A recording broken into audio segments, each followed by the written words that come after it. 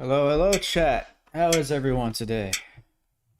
I hope everyone is doing well. Anybody who ends up watching this later or whenever, really. Be fine. Just be good, everyone. Be good. Alright, so just gonna play some Tower Fantasy today. So, standard gacha, popular gacha going on right now. As a big fan of gacha games, of course I'm playing it as well.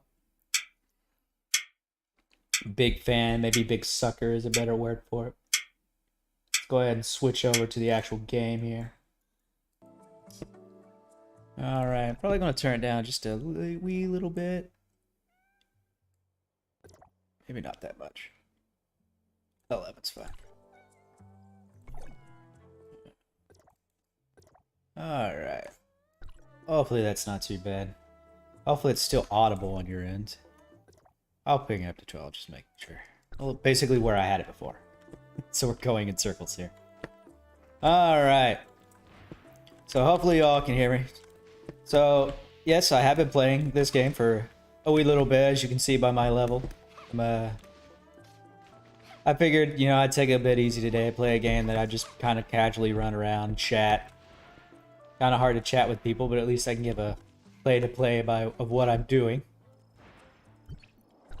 So we're just going to jump right in. I'm just going to go ahead and collect all my dailies. Oh, I'm immediately going to do some rolls, apparently. That's what this daily is telling me. I'm going to wait for that to come down to free. So let's jump right into the rolls. So whenever I do rolls, I like to wait just a wee bit. So what I'm looking for here is I'm looking for the color to change. So what I want to see is I want to see gold. Since I didn't see gold, that tells me there's no 5 stars in this. So I'm just going to go ahead and skip through it so I don't have to wait for it. And we can move on with our lives because we got nothing of worth. Alright, so I'm just going to go through my dailies. Going to play for a couple of hours today. And, just do some collect-a-thon here. Because I see, based on the rankings, we finally have level 50 unlocked. And this mad lad already has 33,000 score. I think I have like 19,000 for reference. And I'm only 3 levels under it. Whales do be whaling. So as I was saying, okay, so we're going to try to get to level 50, because what happens at level 50 is we should be able to jump into this area. Matter of fact, what I'm going to do real quick is I'm going to warp over here and see what level I actually need to get into there. So I think it's 49, and if so, I may go in a little early. Because this is a brand new area I've not had a chance of going exploring yet, so it should be all kinds of cool stuff in here. We'll see. We'll see. Let's take a quick look and find out.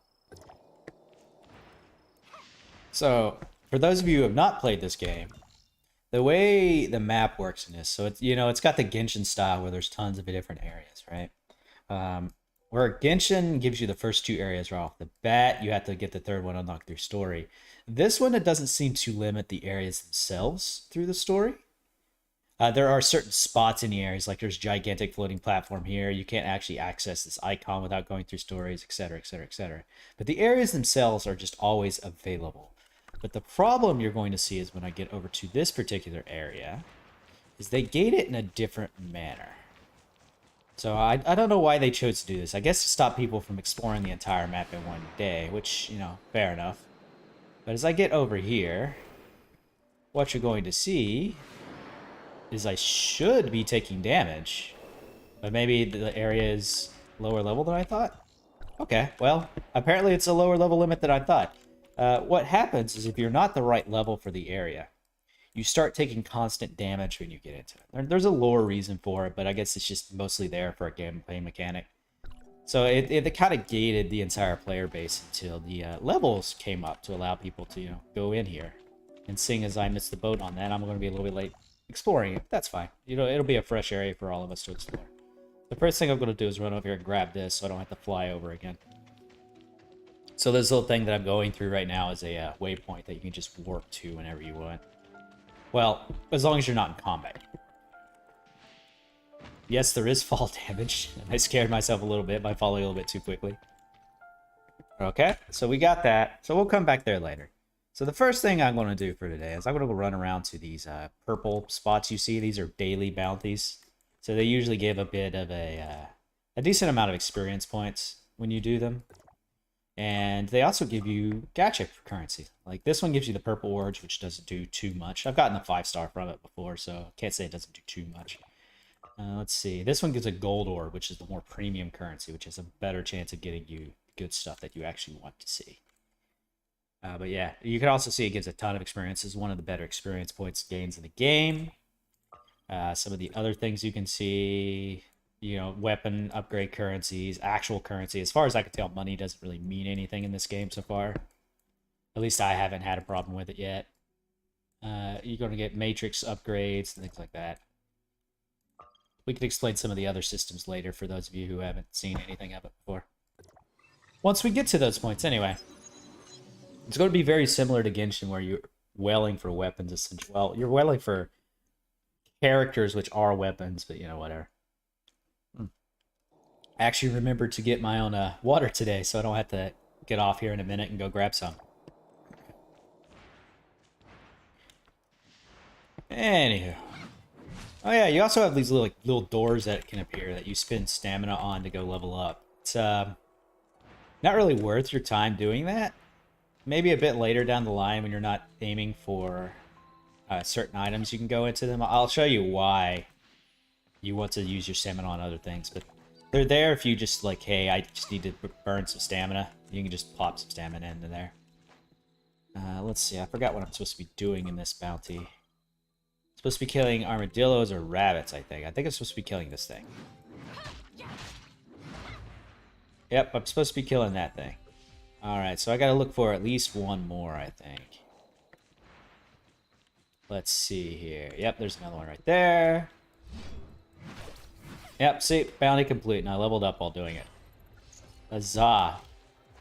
So I am now the glorious level of 48. Okay, let's go over here. This bounty is to probably kill a very specific person. If it does have a ring around it, usually means you gotta kill a very specific enemy inside of it. So, throat's feeling a little rough today. I don't know. When I went to bed last night, it was feeling kind of eh. It's nothing to do with streaming. I think I'm just getting like allergies. They're bothering me a lot. It's that time of year after all. By that time, I mean pretty much 200 days of the year. Oh well. Hopefully it'll start to ease up a bit. Usually does as the day moves on. Usually don't feel that kind of thing unless I really early in the morning or really late at night. Basically when I'm trying to sleep to disturb me as much as possible. So let's see, we're gonna go over here. So who do I have to kill here? Is it that guy? I don't think it's that guy because it would be pointing to him. What's it? Oh, it's pointing to this guy, Judas over here.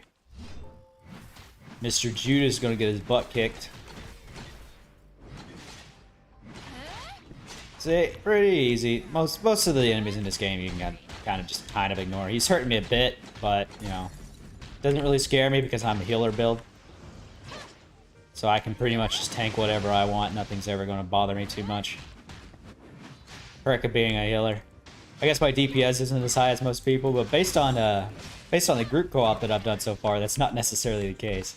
And not only am I usually the top healer, I'm usually among the top damage as well.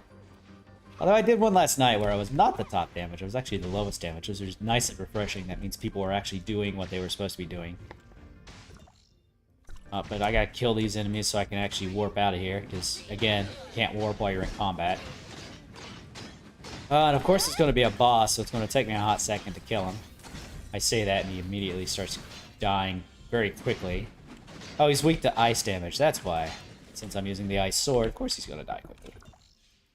Alright, so he's done. Good to go down here. Now this bounty down here, I think I've seen every single day that I've played so far. And it's a confusing one, because a lot of people don't know how to clear this one, as far as I can tell. Because it's telling you, go to this area and kill some bees. Now, if you go to the area, what you're going to find is there's no actual enemies in this spot. So we're going to go down here, and it says, hey, kill some bees. And we're going to take a quick look around this spot here. Maybe actually ride my vehicle for the first time in a very long time. So yeah, we're in the spot, and you're going to see there's going to be... It's a very small area. There's an NPC here. There's an NPC over there. But there's no actual enemies here in this area. what you're looking for is this thing. Now, this is a beehive. The game doesn't really explain that. And if you break it, a bunch of bees come out. And for the bounty, all you gotta do is break that, kill the bees, and you're good. You got the bounty. Alright, so I'm gonna go in here. Claim some rewards that I got from doing something or another. I guess leveling up to 48 got me some stuff. I'm gonna go into here. Claim some more weekly rewards. And look at my daily bounties. So it's going to show me all the bounties that I need to do for the day. They refresh every day, hence the name daily. And I'm going to look at, because the reason you go into here is there's always 4. So since we only saw 3 on the map, that tells me that one of them is a delivery bounty. And it just wants some bread. So I'm just going to go in here. I already have some made. So I'm just going to submit it. So there we go. Those are my bounties done for the day. And we're Gucci. I'm going to do this other daily, which basically just accepts some free food and gives you some buffs for a bit. Also gives a decent amount of experience, so it's worth doing. And fills in your weekly tracker. So, very easy to do. You can either sit there through the animation or you can skip it using the back arrow like I just did. And that particular one shows up 3 times per day, so just keep an eye on it. Make sure you don't overfill. Alright, so what do we want to do next? So first off, I got some more rewards for doing something. Oh yeah, Game Pass. When you complete your bounties and your weeklies, you also get your Game Pass upgraded. That's how you get the bounty pass or whatever done for this particular game. So you just pop in there, claim all, get your goodies.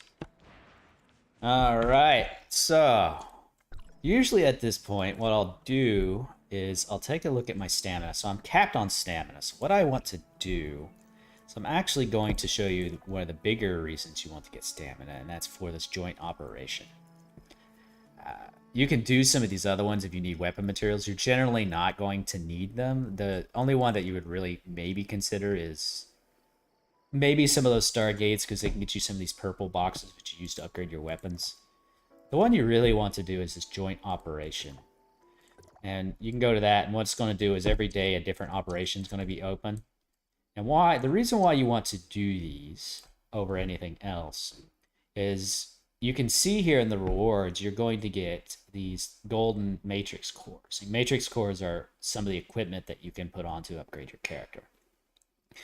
Golden cores are, you can gacha for them, but their rate is very low. This game's rates are actually kind of atrocious. The pity is okay, but the rates themselves are kind of bad. So yeah, you want these, and you need lots of them. So basically, these are how you just slot them into your weapons, and they do specific things, like Tsubasa's Matrix here. If there's no enemies within a certain distance, you do more damage. It gives you boost to your skills as well. And the biggest reason you want these, and let me go here and show you my weapons real quick. The biggest reason you want these is they give you stats. Like this particular matrix that I have right now just straight up gives me 200 attack and 1,000 HP. Or 10,000 HP rather.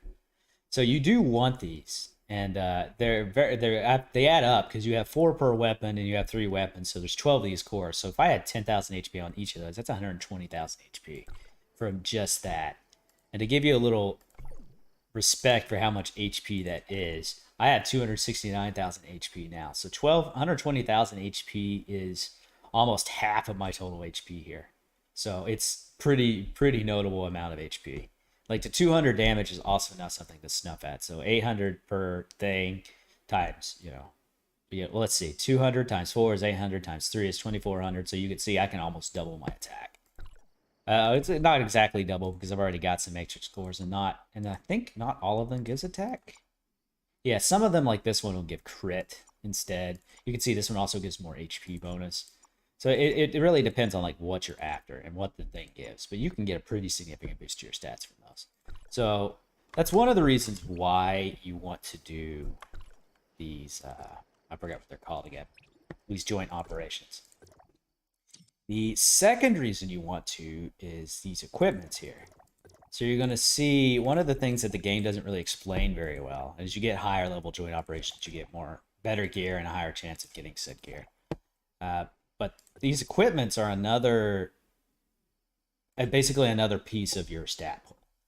So if you've ever played Genshin, If you remember, there were basically the dailies there had you jump into missions to get artifacts for your characters, right? So these are similar idea to that. So if we go back to our backpack here, you're going to see an equipment tab. So you're going to see anywhere you can see them on the left here. And basically, whenever you get a piece of equipment, it's going to have some base stats and some four. If it's purple tier or higher, it's going to have 4 random stats on it. The random stats are, as they said, completely random. So basically, the reason why you want to do that farm is you want to find the ones that fit what you build for. But otherwise, you just want to equip basically the highest cost, the highest tier. So if you got purple, you want purple. If you got gold, you want gold, etc., etc., etc. So you basically jump into those joint operations to farm these. And this is the best place to get them outside of the shop, which is kind of a rough way to do it. Now, perk of these, it's a bit better than Genshin in the regard of, hey, you're not farming the joint operations solely to get hundreds of these things. The perk about these is if I were to say, hey, I don't like this boot, so I like the stats on this boot better, I can equip it and I can actually transfer over all of the upgrades that I have for that particular boot. So it's really easy to kind of just find the one that you particularly want, throw it on your character, and you never have to worry about it again. So it's one of the nice things that I do like about this game. Let me collect some of my achievement points while I'm looking at it. The little red dots, the little red dots games make you, bug gamers, just to get you to spend gold and crap on it. You can see here I've got a dot on my shop, and it's just going to take me to this page where there's, hey, look at all the premium stuff you can buy. Yeah, don't worry about those. All right, so now that I've wasted a lot of time here, let's go on and jump into our joint operation. So I'm going to look at both of these. So this one, so the highest I can do right now is this difficulty 5. I'm going to try to save some stamina to try to jump into a level 50 later. But for now, I'm just going to jump into the difficulty 5, which is, I think, level 44 or something like that. 43, it says right there. So I'm just going to look at this. This one gives me King and Zero, or Crow is his name. I'll keep wanting to call him Zero for some reason. And this one gives me Shiro and Tsubasa. Shiro I may consider because I already have 2 of her matrices. So if I can get the other 2, that would be great. Otherwise, I'll get extras of the ones I have. And one of the things I didn't show off here is if you go here, what you're going to see on some of these. Oh, no, it's not Shiro I have. I have Huma. Okay. Well, maybe I won't get Shiro then. Maybe I'll go for the the King, because King is very good. All right. Anyways, what you can see if you look at the matrix scores, you're going to see under their name here, these stars. So similar to other gaches where you can use extras to... Let me mute my Discord real quick, because that's going to bug me. Discord's muted. All right. So what you're going to see under them is, stars. So like other gaches where you can use copies of characters to upgrade said characters, you can do the same thing here. You can use copies of matrix cores to upgrade your matrix cores. So each one of these adds a pretty notable difference in stats. So you can see these 2 are the same level, and I get a 50 boost to like a 25% or 30% boost to my stats just from the first star. And they're all similar. So each time you get them, they do another like 30% boost. So you can get like a double the stats on your item simply by starring it up. And of course, the secondary thing about that is if you can see here, if you equip 2 pieces of these, you get this skill. If you equip 4 pieces on your weapon. So let me show you that real quick. So if we go to, say, this weapon here, you can see you can equip 4. So if I have 3 of these particular set of this item on my weapon, I can use, this stat. And if I star this up and they're all higher star, I get the boosted effect from it. So you've got that aspect going for you. All right, but that's the general gist behind matrix cores. So what we're going to do is I'm going to go in here, and what I want is I'm going to do this one. Although this one's bad for me because enemies resist frost damage, and guess what I do a lot of? Frost damage. I'll show you I have the frost sword earlier, but I also have like a frost staff. So it's not... So a good 60% of my damage is frost damage, so... And unfortunately, the sword is my shield breaker, so I kind of need it. But I'm going to jump into here because I need Oh, I did something bad there. I did something dumb. I'll explain what I just did in there, but yeah, the sword is what I need to break shields, and if enemies resist that, that means I don't break shields as well, which is very frustrating for my team, I'm sure. So we gotta wait for the jump to start here. Hopefully my throat starts to feel a bit better. It's being a little wonky at the moment. I have a habit of popping when I drink something. Sorry about that. I'll try to stop it. Habit I've built up.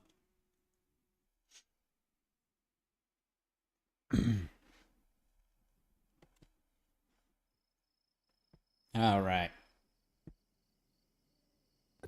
All right, so let's do that again, but correctly. So again, I'm going to jump into that one. And what you want to do is you want to hit go, and you want to hit match here, because it's going to try to match you with a group, and it got me one very quickly. So I'm just go ahead and hit accept on that. So 2 attackers and 4-2, so it tries to match you up with a balanced party. I think it usually is pretty good about that. What I saw there is the people are actually in the roles that they chose. So in the early on, you can choose which role you prefer to be, and it will throw you into the match, but it doesn't mean you have to actually be that. You can be an attack and still label yourself as a healer and do no healing. But it looked like when I was looking at that people were actually the class that they set, so hopefully this will go well for us. So these missions are honestly incredibly straightforward. What you're generally going to do is, you know, the 4 of you are going to run in and just kill enemies in a straight line until you get to a boss room, and then you kill the boss, and then you repeat until the end of the mission. And that's how they go. So, straightforward, very simple. You can see we already got our first box. There's going to be 3 boxes in here. You spend stamina to open up. Spend 30 stamina per. So you could actually do these without, without any stamina, and you at least get the experience in the boss drops, but you don't get the chest drops. So the boss drops aren't bad, but they're not particularly, they're not fantastic. They're not going to give you like golden matrix scores. Oh, I remember this freaking fight now. They're not going to give you golden matrix scores and things of that nature. So you could, it gives you a decent amount of experience. So there's that, and you can just run them as many times as you want. So there's perks. In higher tiers of this particular thing, there's always like a free box that drops, one that you don't need stamina to open up. I'm not particularly sure what is in it, if it can drop the golden cores or not. But that's also there, and it at least gives you weapon upgrades. Alright, so we're coming on this area's first boss. So basically, it's just a flying unit that's really, really annoying because, you can do air attacks in this game, but there's not a particular good way of consistently doing them because attacking in air eats stamina. And you can see the gauge recharges very, very slowly. It's that gauge there on my right side. And since this guy flies around, he also has a habit of flying off into the distance and being very difficult to catch because you're limited to kind of like 3 different spots here. So what you're going to see is you have to stand on these little areas, otherwise you're in the water and you can't attack. So anybody who doesn't have any good ranged attack kind of suffers here. Luckily for me, I actually have a couple of good ranged attack options. The one that I'm using now is a electric-based one. But I do have an ice-based one as well. But since, again, everything in this mission resists ice, not a particularly great thing to be using. So I'm mostly going to use this weapon. This weapon's not bad to use anyway, simply because it is one of the 2 healing weapons I have. So it's healing everyone around me while I also fight. I'm going to switch over here to the staff for a second. I'll explain some of the mechanics a bit more later if I have time. There's a few different mechanics for playing around with the weapons and how they interact. Like, each weapon is a different move set, things of that nature. Alright, so you can see, like, the main bulk of the weapons are your basic attacks, your aerial attacks, your 1 button or your skill button. Those are like the meat and potatoes of your skill base. But you've also got, charge attacks and things of that nature, which change up your combo. And there we go, that's what I wanted. So I'm going to do loads of damage there, set up a healing turret. Make sure my allies stop dying, because they seem to be taking a lot of damage. Although they are dealing a lot of damage too, which is nice because that is usually not the case. You can see here, for the top left, I'm actually third in the damage. That's usually not the case. I'm usually first. Which, as a healer, that's very sad, considering anybody labeled as a damage person gets, like, 50% boosted damage. So if I'm out damaging them without the damage boost, it's really, really sad. Alright, but you can see here, I'm still, like, keeping up with them damage-wise, which is still a little sad. Man, we are annihilating this thing, which is awesome. Somebody does some incredible damage here, which is fantastic for us. So, okay, so this is the final boss of this particular zone. So, I personally think the flyer is more annoying. But, you know, this guy hits hard, and he's going to, if you let him build up his charge gauge here, he's going to make the area full of water, so you can just not really do anything for a few seconds. So it's annoying. So you're just going to kind of just try to break his shield, otherwise he just sits in one spot and he's kind of easy to dodge and deal with. Hitting very hard doesn't mean a whole lot here because I heal very, very, very rapidly everyone around me. So you can see the green circle around me that's healed. And since I'm healer spec, all of my healing is tripled when I'm in one of these missions. So you can see that dealt 131,000 damage, which is like half of my HP. But I'm going to switch over to this, activate my big heal. Pop this, which puts down a healing turret, and you can see just how quickly I'm healing up. I'm going to go in here and activate another healing, so I'm going to heal even faster. Activate my healing aura, which is going to heal me even more. You can see how ridiculous my healing is, so it's zero problem to keep people topped off. That's one of the reasons why I like playing healer so much. It's just so satisfying to see how easily I can heal people. Because these missions, if you don't have a proper healer, they're miserable. As you can see, he did half my HP in one hit. And the movement isn't as precise as I would like it to be. Like, you've got the dodge, but you can find yourself without dodge very, very easily. And kind of screw yourself over. But, you know, so it can be kind of annoying to making sure you're just not taking tons of damage here. And, you know, one or two hits. I'm going to show you a bit later why it's a bit more annoying. Like in world boss scenarios, like bosses just out in the main map are basically almost unsoloable. And unfortunately, the way that they divvied up the players, it's kind of rare to see other players out in the main world. And the problem is, since you can't really solo world bosses very easily, I can, it just takes forever. And I only can because I'm a healer spec, so you can see there I heal for 3 million damage. And I'm still not the... actually, I am the worst DPS, but not by a lot. So good, so good, good, good, good. Good, people are doing their jobs. Alright, I didn't get anything particularly good, so if you get something good, you get a little icon in the bottom left there. Telling you, like, hey, you got this rare item. And since I didn't see it, I know I didn't get anything particularly good. Alright, I'm already almost out of water here. About to get some more later. I'm chatting a lot more in this game because I have a lot more to say about mechanics and how the game works and things of that nature. Unlike Toho, there's really only so many different things you can do. You can whip, you can shoot your spell card, that's about it. I can comment about how bad I'm doing. In this particular game, you know, it's a lot of mechanics here I can explain. I'm sure there's going to be a point here soon where I run out of things to talk about, so... Alright, so let's see here. Challenges. I could probably do some Bygone Phantasm later. But mostly I want to be leveling up because I want to get to level 50 so that I can do the next tier of... these joint operations here.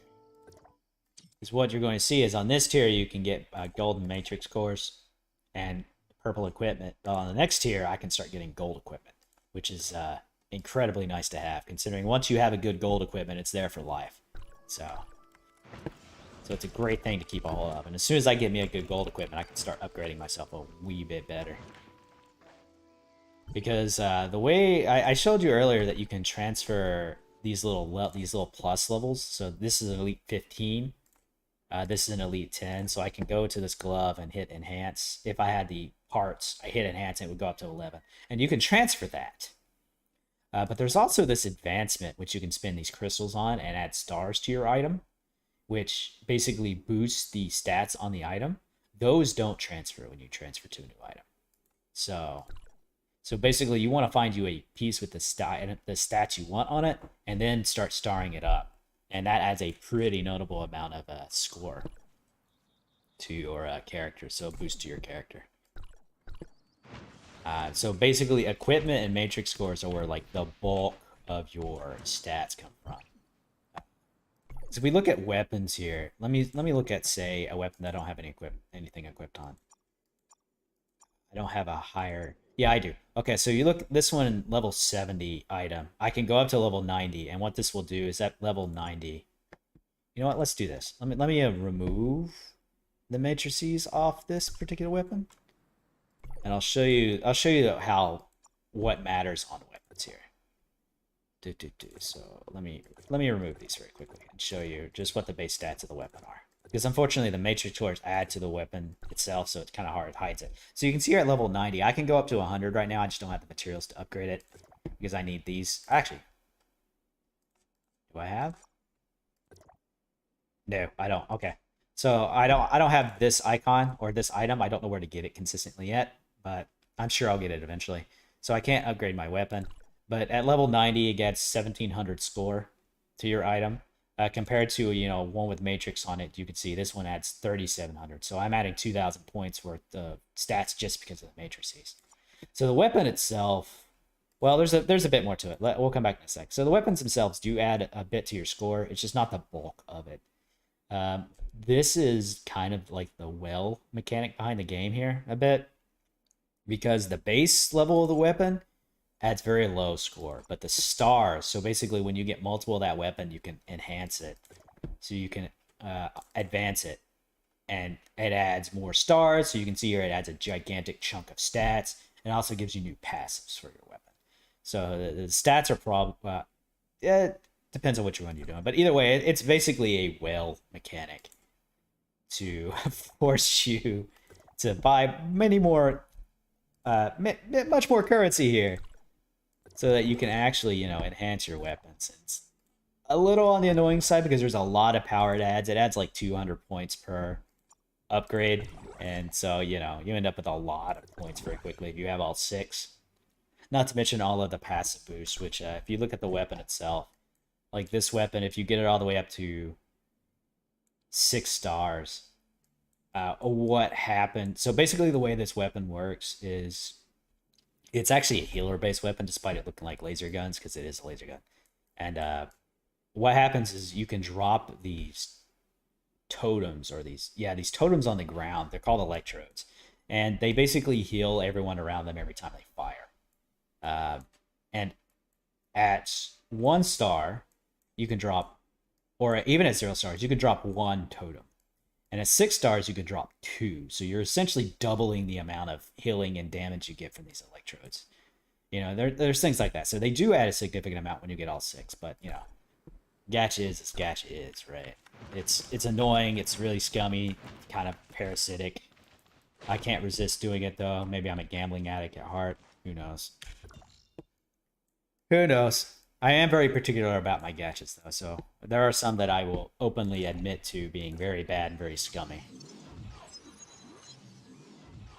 This one's not too bad. Like, you can do most of the things in the game without delving too hard into the gacha. You're obviously not going to be able to do, like, okay, so let me retract on that. Like Genshin, a large part of this game is single player, so getting more items is significant in that it allows you to kill things faster or kill things in a different manner. Like Genshin's style of power or gacha gets you more characters, so you get a different style of play. That's fine. This one, it's a bit more dramatic on how much the gacha affects your character, so it's a little bit worse than Genshin in that regard. But it changes your style as well, so there's that aspect. The one part that I don't like about it, as we go to challenge here, there's going to be something called the Apex League, and this is a PvP mode. I'm going to throw it out there that PvP in gacha game is honestly the worst thing you can do. It's terrible. Anything that allows you to just buy your way to victory is terrible. It's awful. And this is no different. Like it does match your stats to some degree, but it doesn't match like your stars and things like that. So as far as I can tell, like yeah, similar level of basic stats. So it matches your stats. I don't think it matches your weapons or your stars. So just depending on if you have the right weapon, you win. It's that level. Like if you have like the sword that I'm using, for instance, kind of overpowered in PvP. So is the gun that I'm using. So while it balances your stats, it does not balance the weapon, and it's just a mess. Anybody who doesn't have the specific weapon will just lose. So there's that aspect. Luckily, they do balance your stats, it looks like. So you do have that going for you. I don't know, maybe I'll do some PvP at some point. I'm not really a big fan of PvP usually. I don't know, maybe I'm a weenie. Anyway, so we're going to go to this new area because I haven't explored it yet.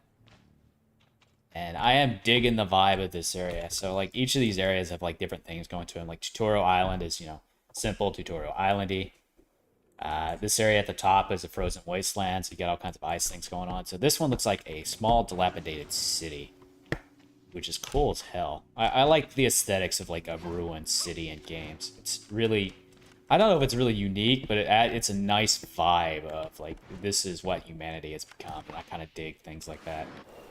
So, I'm a sucker for, like, tragedy and things like that. Alright. So what we're on the lookout here for when we're running around is we're mostly going to keep an eye on the minimap here because we've got these orbs that we see, and these are treasure chests. So you can open these up, and what they're going to do is they're going to have, like, weapon materials and basic items in them, but they're also going to have gacha currency. They're either going to have a purple orb, which, you know, allows you to roll on that really bad gacha, or occasionally they're going to have a gold orb, which allows you to roll on the good one. They also add points to your completion gauge. So if we go down here in the map, you're going to see we have completion gauges for each of the areas. Opening up those orbs gives you completion total. Similarly, you're going to see these white points on the map, and this is like a area interactable. So basically, it's going to be some kind of item or mechanic that you interact with in the area, and then you also get either purple or gold orbs from those. And they also add to your area completion. So we're basically going to go around on the map and look for those. And once we get to one, I'll show it out. This area's got a lot of verticality, so it's going to be annoying. So here's a good example of one. So this particular mark leads to these dandelions. So what you're going to see is you can hit these, and it's going to shoot off all three of those petals. So you can see two of these petals are like these two, just going to drop a dandelion seed. But one of them is going to be going, and when you hit that, it drops a... I'm just going to run over to it and pick it up. Oh, wait a minute. This area doesn't actually have any completion total to it. Interesting. Okay. So we don't have to be super meticulous about this area. So in other areas, you're going to see there's like a tracker here. And as you collect points, like each one of that thing I just get would give me 5 points toward this. Like chests would give me 5 or 15, depending what's in them. And you can get rewards for doing that. This area doesn't have that. So the only thing we're going to get is the actual orbs themselves. So I'm still going to go around and do them because they do give you gadget currency for doing them. But it's not, I don't have to be as meticulous. Because if you look at some of these other areas, like, let's go to the one that I haven't fulfilled yet. You can get some pretty good stuff out of this. Like these crystals, which allows you to upgrade your character.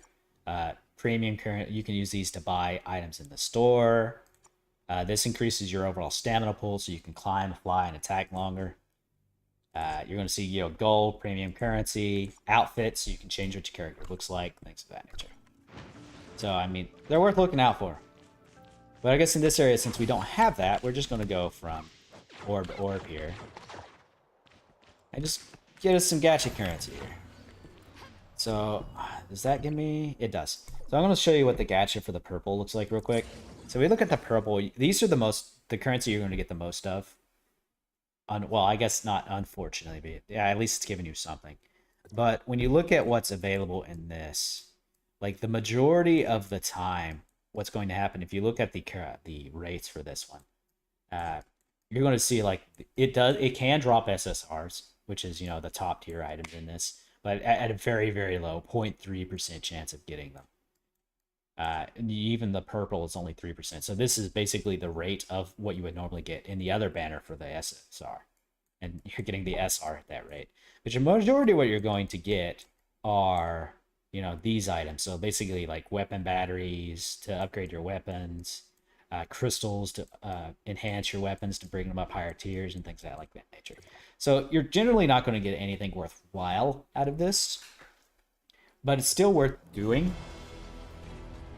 One, because to get rid of that little red dot so it's not bugging you constantly.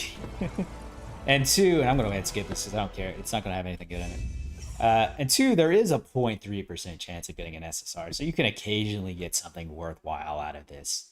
I have gotten one SSR out of it, out of like the 500 times I've thrown orbs at it, so it is worth doing to at least some degree. And it's very quick anyway, so might as well do it. Just get it out of the way. Again, if anything else, it gets rid of that little red dot in your menu. You know, gamers hate seeing red dots.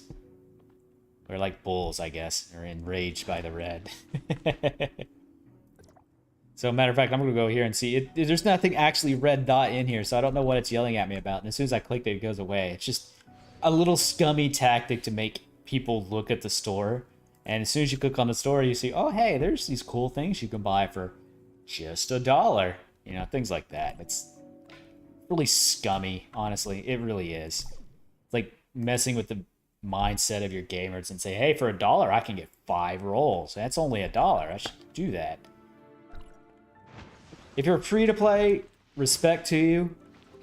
Try to stay free to play. Don't spend even the $1. Because as soon as you spend any money, it kind of messes with something in your mind to make you go, okay, I've already spent $1. I can spend another $1. I can spend $2. Well, this thing's only $5. That's fine. Oh, the monthly pass is $10 and it gets me all these items. It's a gateway, and it's entirely why they do it. It's really scummy. But this is the world of gacha. They kind of accept it. Alright, so run around from area to area here. Only half pay attention to what I'm doing. That's the part of the problem with open world games that I find is, especially games like this, is, you know, this area is kind of cool looking, but it is kind of bland. So a large amount of the time, you just end up running from collectible to collectible, never really appreciating what's going on. But, you know, it's just one of the problems I have with open world games. Two, they also mess with my gamer brain a bit. Like, when I play an open world game, I want to explore everything. I've got to see everything, even before the main story. That's why I'm playing Xenoblade 3 right now, and I've got like 80 hours in the game, and I haven't gone anywhere near like halfway done. So I feel like I have to see everything. And usually if I get in that mindset, I never end up playing or beating the game because I just get bored of it before I do. It's a really bad habit. All right.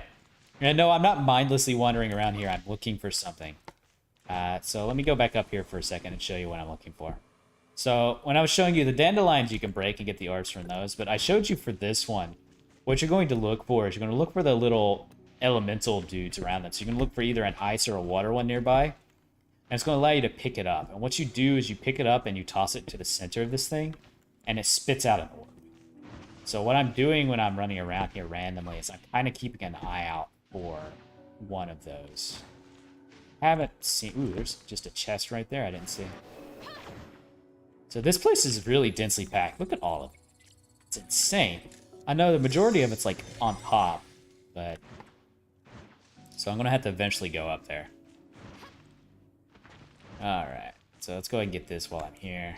Mostly get it off of the map so it's not annoying me. Because again, I don't really care too much about the purple orbs. The gold is what I'm after, and I'm willing to bet that one over here. The little spitter dude that I saw over here is actually a gold orb.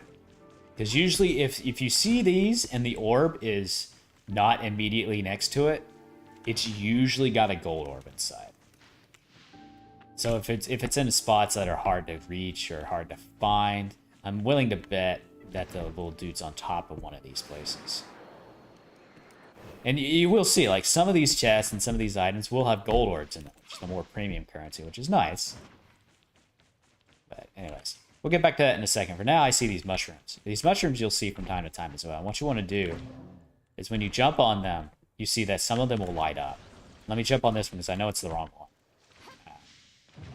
What you're going to see is, hey, I jumped on that one and the blue orb or light didn't appear. And this one disappeared. So basically the way these mushrooms work is they're always going to appear in like groups of 3 to 6. I think there's a 7 one somewhere.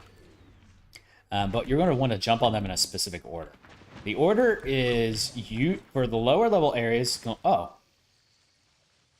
there are a bunch here. Oh, there's 6 in this area. So I'm going to show you here. In lower level areas, they're going to be based on the size of the mushroom. So you go from smallest to largest. This one, since we got 3 smalls and 3 bigs, we don't know the order. So it's basically, you know, trial and error. So, you know, this is the first one. That's the second one. This was probably going to be the third one. It is. Is this one the fourth one? It is the fourth one. I got lucky. I'm willing to bet that this is the 5th one. It's not. Dang. Okay, but we know the order. So first, second, third, fourth. You can hit the ground. There's no problem hitting the ground between them. As long as you just don't hit another mushroom. This is 5. Come on. Come on. There we go. And see, you hit all of them in order and the orb appears. Mushrooms also have a tendency to... It's kind of like 50-50 from what I've seen. They give gold orbs occasionally too. Dandelions are always purple orbs. I don't think I've ever seen a gold dandelion. Alright. Oh, there's another... I'm going to try something here.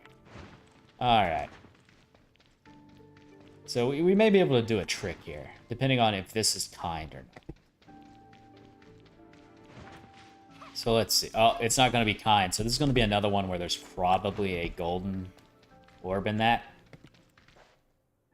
Because again, if the orb is not used really right next to it, or if it's really tricky to throw it into it for some reason, it usually has a gold orb inside. So let's see here. I don't see one up here. I gotta wait for my jetpack to... One of the things that I both hate and like about this game is it gives you a jetpack to, you know, to fly around with. But it's got a really long cooldown for when you can actually use it to take off the ground. So you end up waiting a lot just to get to higher areas easier. Another type of chest that you're going to see are these password chests. And when you click on them, what you're going to see is you're going to have these icons in the top right. These are basically keys. You can use the key to open it up normally, and it gives you more items. And if you don't have a key, so I only have 12 left of the purple ones, you can use force, and it still opens the chest, but it gives you less stuff out of it. So you really want to use the keys when you have them. And there's no reason to wait, because the items that are inside them, doesn't matter what level you are. They're always going to give you the same items no matter what level you are. So it's worth going for. So I actually... Oh, it's down there. I see it. Hold on. Okay. So this is what you're looking for those guys.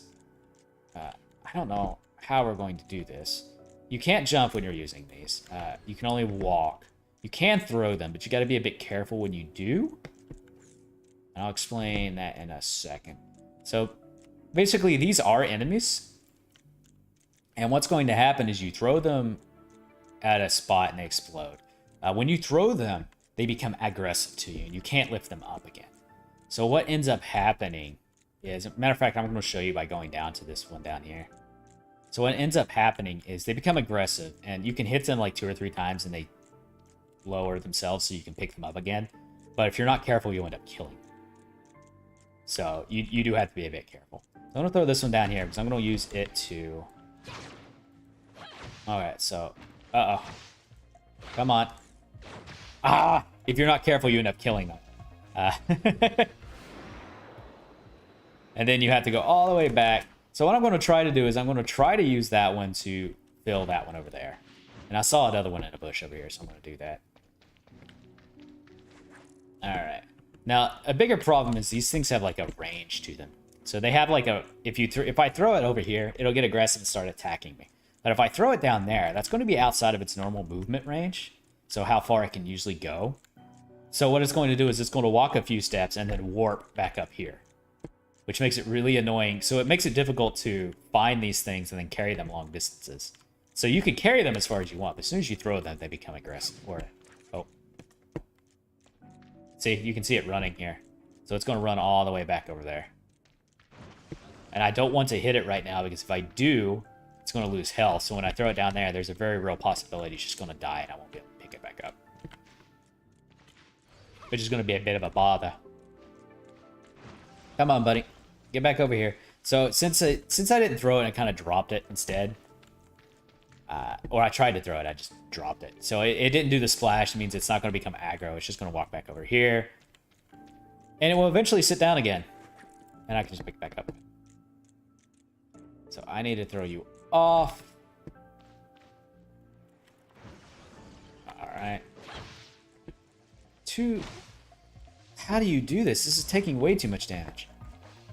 For some reason, my first shot is doing so much damage to it. I think it's taking damage from the fall, which is incredibly annoying. And unfortunately, since I killed them, they're not going to respawn right away. So what I'm going to do is I'm actually going to change channels. And this is a little trick you can do. It'll respawn in any enemies in the area, as long as there's nobody there that has already killed them. But considering there's like 150 channels, chances are you're going to hit a channel with nobody who's been around. I don't see this game surviving very long. The players, the amount of channels kind of kills it for me. I understand why they have them. They're trying to maintain this sense of an MMO, but unfortunately, the way the number of channels just splits characters up, or splits players up way too much. It's a bit of a problem. I think it's one of the bigger problems the game has. So, like, yeah, a lot of these areas feel very dead. Alright, so I'm going to try a different trick here. Well, first off, can I climb up this? Okay, I can't climb when I'm holding it. Alright, I knew that, but I wanted to see, sometimes your character will like to step over things. Like, it steps up on this ledge here. So I'm able to do that. So I was hoping maybe I could step over the banister, and what I would do is I would fall instead of throwing it. And that would cause the monster to not aggro. So what I'm going to do... Can I do this? What I'm going to try to do is throw it over there. Oh! Wait a minute. Can I? So if I throw it, it kind of sits there.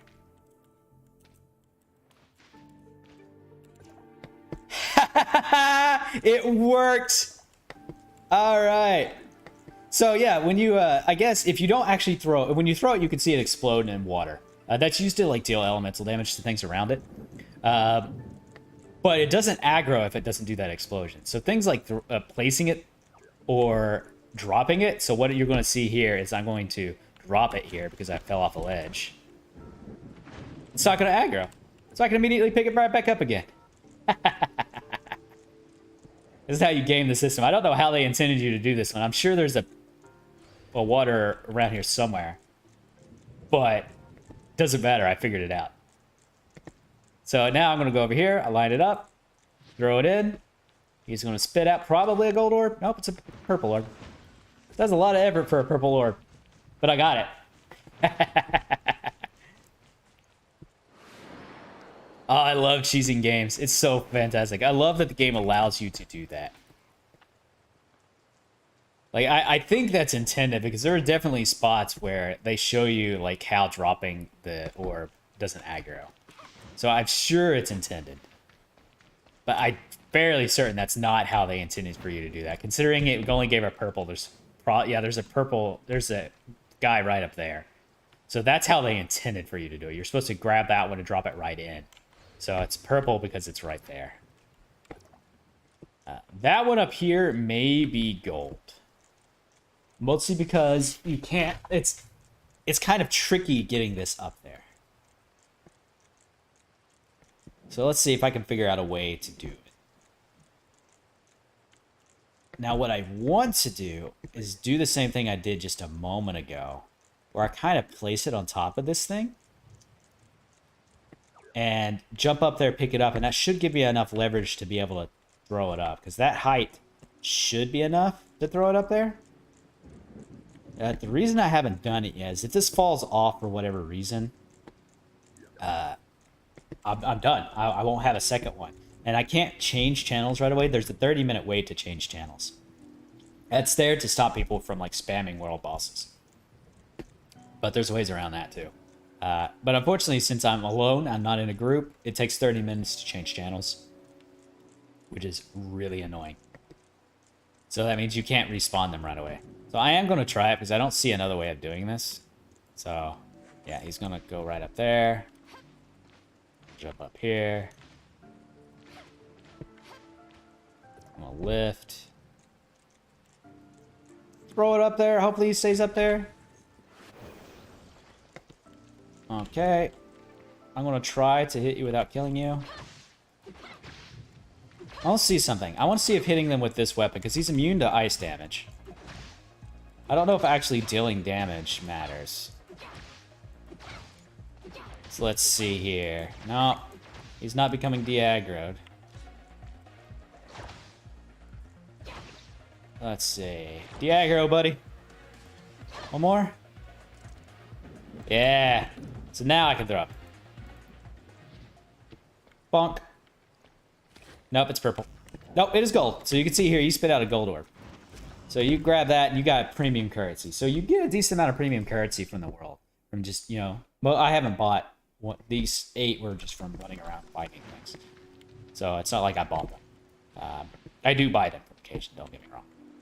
Because you also get a lot of these dark crystals, which 150 of these equals 1 per golden orb. So I have spent them on them. I probably shouldn't be. I should probably be saving them knowing gacha. But, you know, I have this mindset of, even if you know what's coming in a gacha game, depending on how far away it is, like if it's an event that you know is coming in like a month or a couple of weeks, sure, go ahead and save for it. If it's something you know you want. But if it's like, let's say it's a Chinese game that gets a global release, and you know, okay, a year from now, this character comes out, so I need to save for them.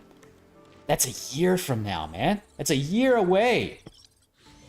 You're going to not do any of the gacha in the gacha game, which is like the core mechanic of how they let you have fun in the gacha game, which is sad. Like, new characters are like one of the things to look forward the most in gacha games. And you're going to wait for an entire year without doing that? For like doing no gacha whatsoever? It's really sad. You're just going to get bored and inevitably never play in a year. So, you know, a lot of people do that, and then they end up, you know, like I said, they don't... Oh, come on. Fall down. They end up, you know, quitting long before the year. So they never got to get their character they wanted anyway that they were saving for. I know that's a weird mindset, but that's my take on it. Like, if it's that far out, don't bother. Don't bother. But that's also assuming that the devs don't try to rush the content, too. So there is always that risk. I know Artery Gear right now is in that state right now where it looks like they're going to be pushing out a current or an event that just happened in the Chinese version and the global version. And so instead of having a year and a half to save up for said event, if you want to save up for said event, they're having it immediately. That's not why people are mad at it. They're actually mad at it because the characters that are released from that event are breaking the meta. Like, not only breaking the meta, they're breaking the meta of the current meta of that version. And we don't even have the meta that it's breaking yet. So the characters are so blatantly overpowered. What's going to happen is the entire player base is just going to use those characters and nothing's ever going to. And use those characters and nothing but those characters. Which creates a bit of a problem in, you know, especially in PvP. Because, again, PvP in a gacha game. Where everyone's using the same thing and it essentially ends up being a coin flip on who wins. You know, that's not fun. So I don't... If they actually do the event like they are predicting it's going to be, I don't think player base is going to stick around too much longer. I think it's going to die out fairly quickly. Maybe that's what they're betting on. They're hedging on... They're betting on getting all their money now while the players are still in the game. But oh well. I digress. I digest. Alright, so I'm trying to find a different way up because that wall I saw earlier, I don't think I can climb up. I think I'll run out of stamina before I get up it. And there are tricks I can do to try to climb it a little bit easier. But, oh, I've got my jetpack on now, so I can do it. Purple orb anyway, so. Oh, well. Oh, well. Let's see here. I want to go over there because I see another orb. Is that it? What is that? It's some kind of arena. We'll go check it out in a second. I gotta go over that area anyway. Oh, the orb. It's a purple orb.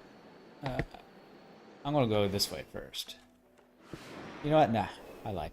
I wanted to stay up in the air because I didn't want to climb things. But it seems like all of these orbs, like this, there's a chest here somewhere. Like under me. Oh, I see it. I know where it is. Boom. It's in here. I'm not too worried about the collectible items. Unless I believe it's going to be a gold orb. Because again, this area doesn't have completion in it for some reason. So, and since it doesn't have completion, I don't have to worry about getting the map rewards. So I don't have to worry about trying to get one of these costumes. Alright. Alright. Yes, I know that purple orb is up there. I do want to get it, but I don't have any jetpack and I don't feel like climbing up the hard way. So this area is kind of annoying. It's very vertical, which is great aesthetic, but considering how gated you are with the jetpack. So let me show you the jetpack real quick. Normally, the way the jetpack works is if you're on the ground, you can use the jetpack and go really, really high, as you see me do occasionally.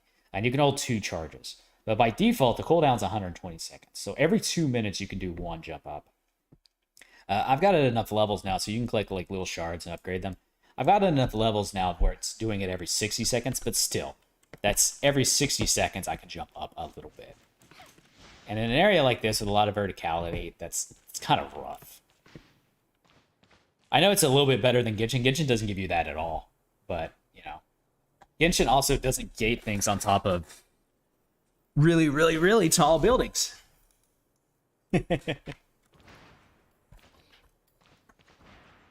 Okay, so what is this thing? I'm guessing it's story related since I've not seen anything here yet. Let's complete Into the Tower. Oh, I see. Okay. Yeah, okay. So it's a story mission item. That's what those mean. It's likely going to be like you activate these things to turn it on somehow. I don't know. I should move on with the story. Like, I'm in the, like, 6th area of the game, and I've got the story unlocked up to the 2nd area. So, I've spent a lot of time not doing the story. The story is okay, but it's not particularly grabbed me yet. Like, it's got some interesting beats going on. But it's not like Genshin where, like... You know, I can't say that. Genshin's story didn't really grab me for a very long time either. It wasn't until, like, the end of the 2nd arc that it actually ended up grabbing me. The first arc I found very boring a lot of the time. Like, the overall world of Genshin is very interesting. And this world also has, like, an interesting gimmick as well. I'm still trying to piece together exactly what's happening. You know, because you can look at all the characters and you see this thing on the side called an inhibitor. And basically what's happening is I guess this world is being flooded by radiation, and the inhibitor prevents you from taking, you know, any ill effects of the radiation. And if you do get hit by the radiation, what ends up happening is you end up becoming like these zombie creature thing. So you really want to keep your inhibitor prepared. That's also their excuse for why you take area damage from things that you're higher level for, is your inhibitor is quote unquote too weak to help save you from the radiation. So you take constant damage while you're in them. That's the excuse they give anyway. But like it's like an interesting idea there of, you know, you've got these inhibitors preventing you from becoming essentially a zombie. And it's really interesting trying to figure out, okay, well, why is that the case? Because the game hasn't really explained it to me yet. And there's others like story beats which add a little bit more air to the mystery. Ah, dang it. Okay. So I'm going to try something here. So I'm going to try to get around this ledge because you can't climb over it. Obviously, because, you know, look at your character versus that. I do not have the finger strength to do that. So what I'm going to do, I'm going to wait a bit because I'm trying to recharge my dodge gauge. Dodge back, jump, dodge forward. Ah, you didn't grab the ledge. We'll try it one more time here. All right, wait a little bit for my dodge gauge, because if I fail this, I'm going to take damage. There's no way two way about it. It may actually kill me. Ah, no. Okay. So we're going to jump. I said jump. Oh, I could sit on this ledge. That's how you do it. Okay, cool. Yeah. The reason why I let go there is if you completely run out of stamina, you just fall. There's nothing you do about it. You drop, and you just take whatever happens to you. As far as I can tell, you can try to dodge if you have dodge left, and that will help you out. But otherwise, you hit the ground and take all that fall damage. So that's why I let go. As long as you have stamina, you can do things. Like you can use your backpack to kind of, you can use your jetpack to weaken your fall, which is really nice. But otherwise, you just take all that damage, and there's not a damn thing you can do about it. All right, I might be able to climb over this lip. Let's find out. It's a really tall building. Oh, I guess into the tower means jumping up to that, like normally. I guess there's a way inside of it that you normally can't get into. And it says there's a chest here. Let's look up here. Go to the wall. Yeah, there might be something at the top here where that chest is sitting down. The mini-map tells you where items are, but it doesn't tell you the verticality of them. So if you get on top of it and you don't see the item, more likely than not, it's above you or below you. So I'm going to guess that it's above me. Who knows? Let's see. I gotta wait for my jetpack, unfortunately. So this is the aspect that I really don't like here. Like, there's no way for me to get around that lip. So I do have to use my backpack to climb. There's no way around it, or my jetpack. I keep calling it backpack. I have to use my jetpack. But now I gotta sit here and wait. Since I'm waiting anyway, I'm gonna refill my water. Be right back.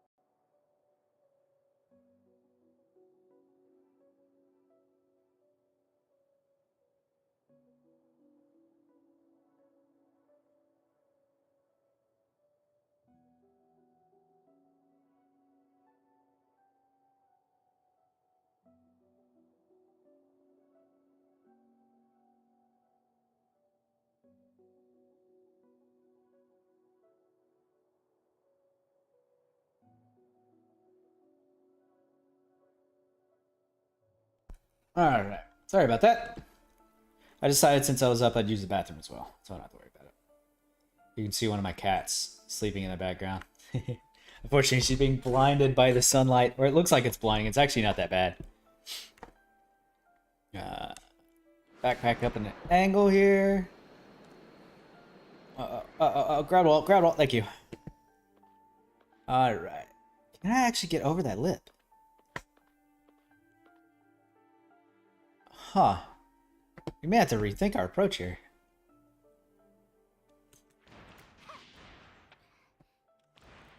I did that in the wrong order.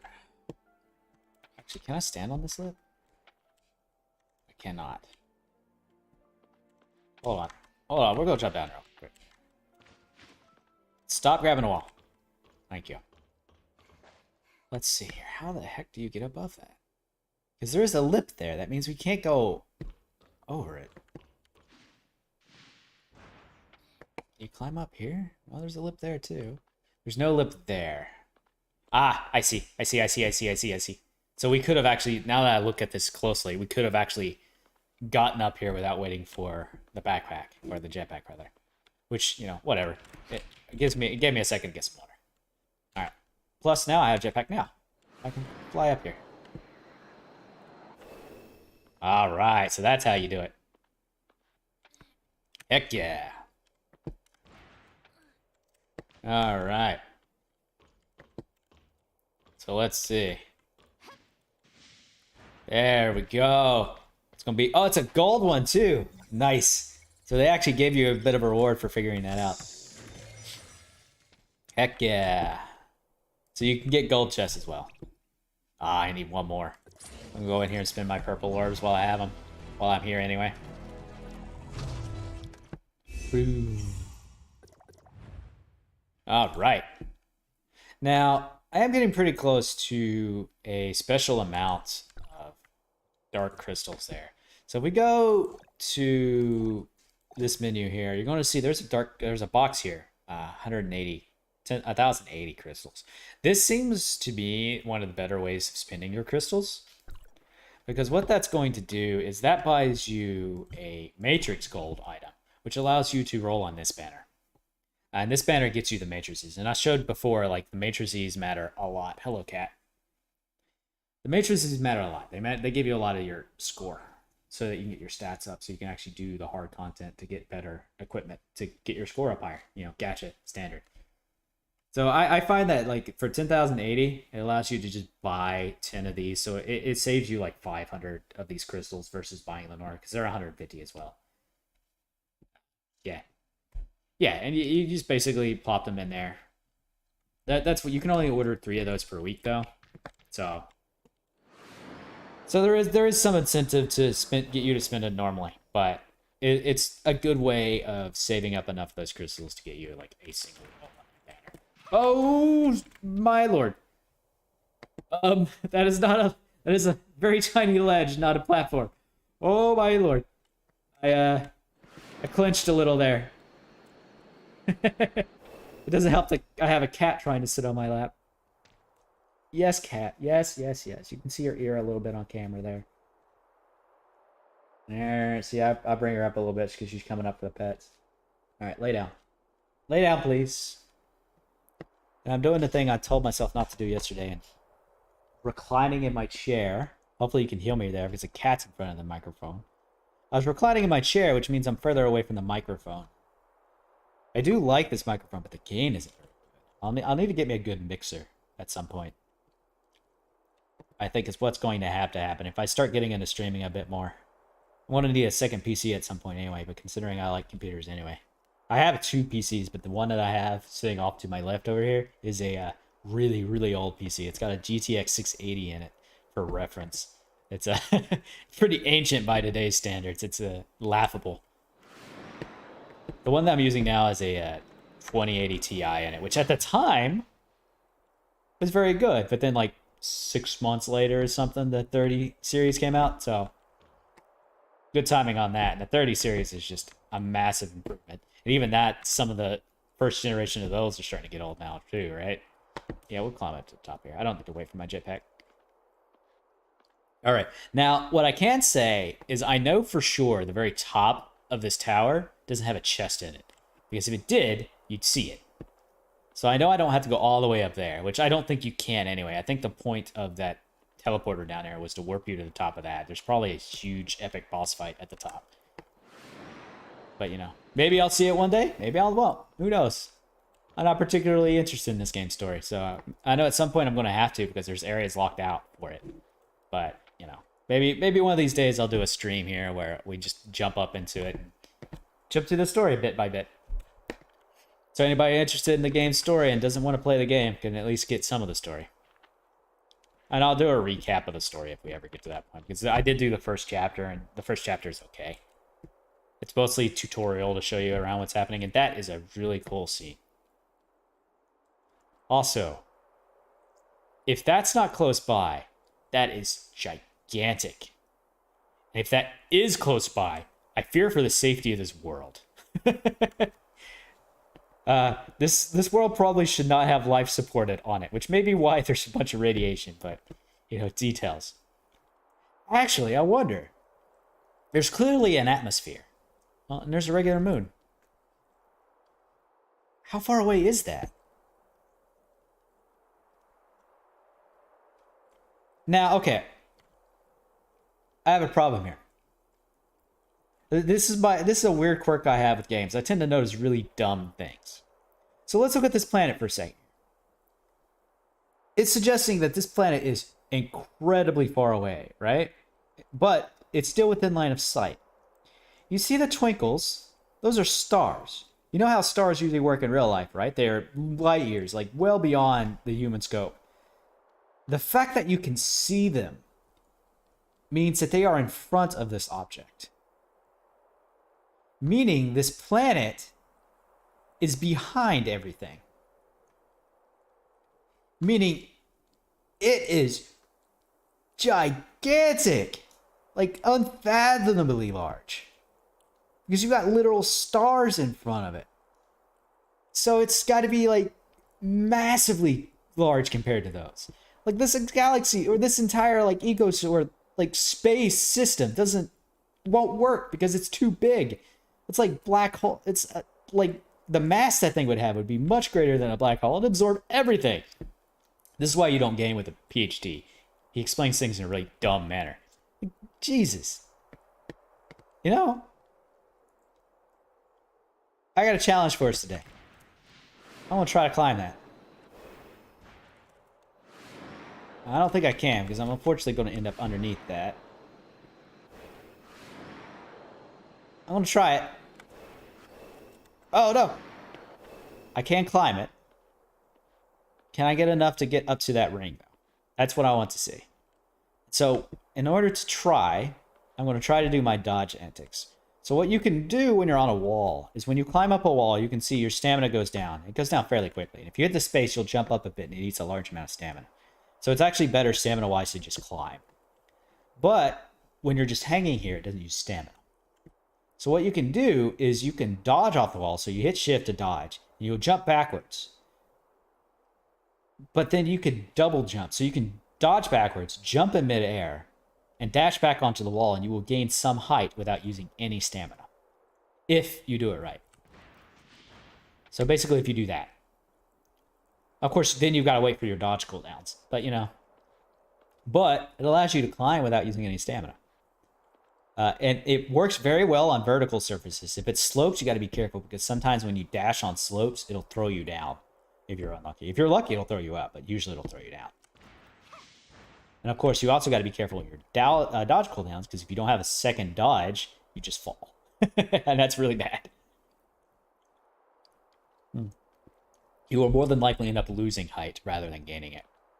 But them's the works. So it is a cheesy system, but it's abusable. Now, I actually can't easily get above this ring here. I wonder if I can make it up there. So I'm going to climb just a wee bit more. Because what I want to do is I want to very firmly get above that. I'm going to wait just a little tick here to get my dodge back. Because what I want to do is that. Alright. Alright. Yeah, and there's very clearly no chest up here. So you do not have to do this in any capacity whatsoever. But I'm doing it anyway. Alright, so I got all my dodge. I got my jetpack. That's what we're going to do. Alright, if you dodge fast enough when you're falling, you don't lose any height. So there is that is a good perk to try to aim toward. And I do not have dodge right now, so if I dodge right now, I would be in a world of hurt. So we're going to try to get up here. See, I'm on my final stamina bar now. I got plenty of stamina to get over here on the step. Okay, so we're just going to sit here for a second. I'm going to try to climb it. We'll see how well it goes. Alright, so if you just tap the button to jetpack, you will jetpack straight up. If you hold it, you can kind of aim it a little bit. So I'm going to try to aim it out a bit so I can get around this and do that. And lovely. Lovely, lovely, lovely. And we're going to do it again. Uh-oh. Oh, I didn't have any charges. That's why. Alright. Shoot up again. We'll be a little bit careful. Good, I did get around that lip. Now we're at the top of this thing. So I guess now we got to aim for that. Which, honestly, I might be able to just climb without waiting for my jetpack here. Yeah, I think I should just climb this. So let's just do that. Clearly, they do not intend for you to do this. I've said it like 4 or 5 times now. I accidentally hit my desk. I'm sorry. No idea how well that picked up on the mic, because it's supposed to have a filter to prevent that, but I don't know how well it works to prevent any sound from that. So like if I hit my desk, it's not being picked up very well. Okay, maybe it's good. Maybe I am actually good. I do have a compressor turned on, so maybe that's why it's behaving. Oh, you can't make it all the way up to the top. There's no way. You don't have that. I do not want to subject you guys to me sitting here jumping my way up to the top of this tower. Because I could do it. I have the patience and I have the willpower to do it. But I know I shouldn't. For the sake of the VOD. Because nobody's watching right now, but for the sake of the VOD, I shouldn't. I really, really shouldn't.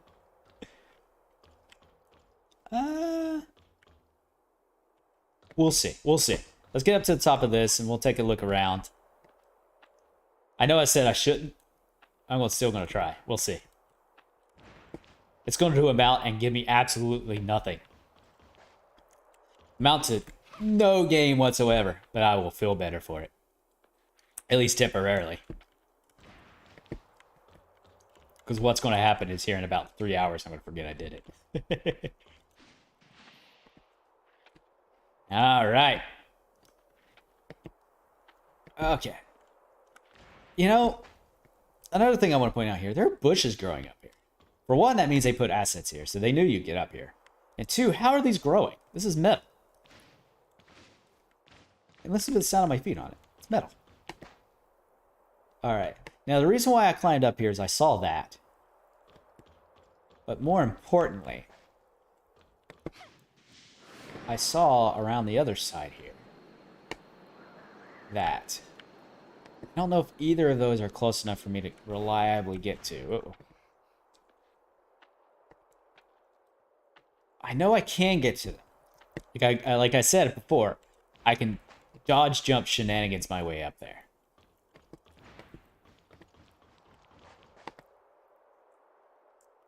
Let's see here. I think that one is closer.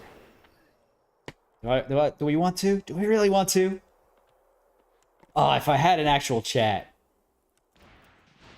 I could totally do this. I can totally do this. I have to. This is the most boring Tower of Fantasy gameplay on the face of the planet. But I can climb up there. Oh, I want to so bad. Oh, man. I want to. I really, really, really do. Oh, good lord. That was close. Let's see. I should save some of my stamina in case something goes wrong. But this is really boring now. I don't have a chat to shoot the shit with. Oh, no. Normally I'd have like a stream or something up on the side so I can just watch that. I have ways of entertaining myself. He has Ph.D, but I still live alone and watch streams and play games all day. Oh, no. That's what I was worried about, losing height. Because I forgot to jump. Okay, no, I desperately need to save my stamina now. Okay. But this is so boring.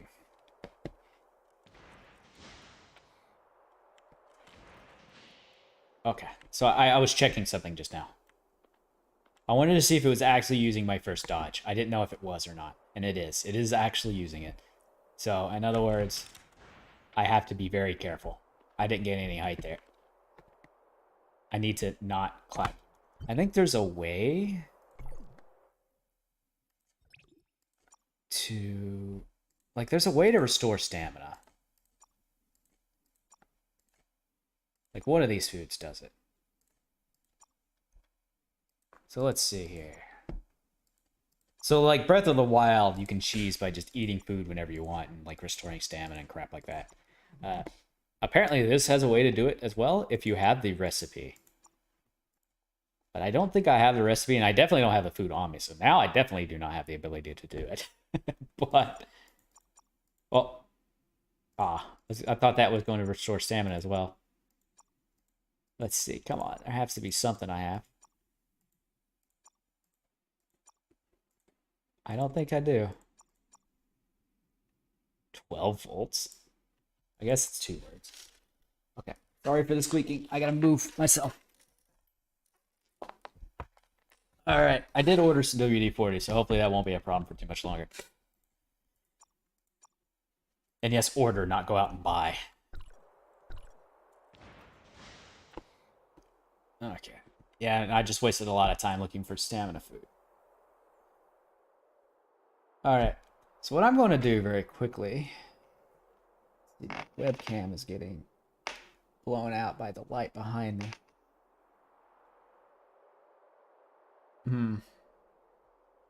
I was thinking about going back and closing those windows, but the problem with that is the window right there behind me, I can close that blind. I usually keep it open because the cats like to climb in there.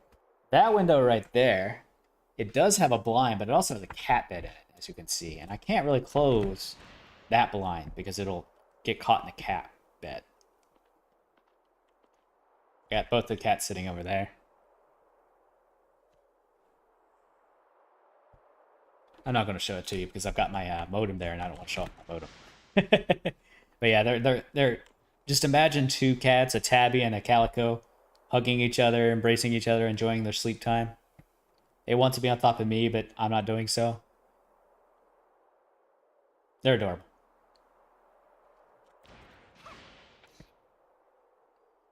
This is so slow. Oh my god.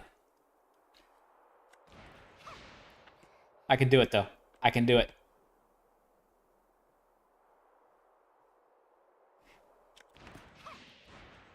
Actually, I want to see something else. I do not have any. I was looking for the mushrooms that I could eat to improve my stamina, because I think that would give me an instant gauge back. I noticed something just now. So this is not an infinite climb, simply because what's happening is every time I grab the wall, I use a little bit of stamina. I'm going to cheat a little bit, because, and by cheat, I mean there's apparently an infinite climb that people have found. Okay, first, because, so what I'm going to do...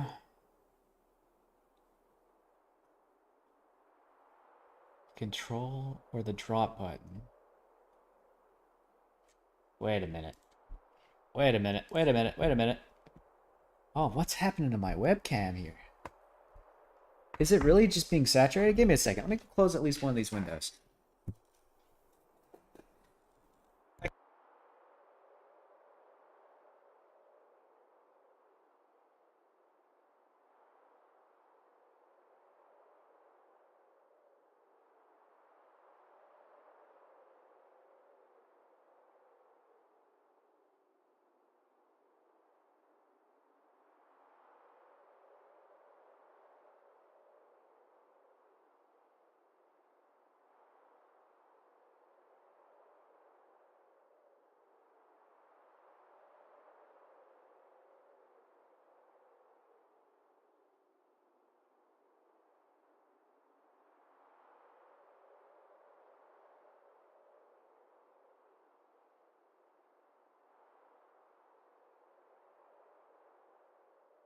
Not really any better, is it?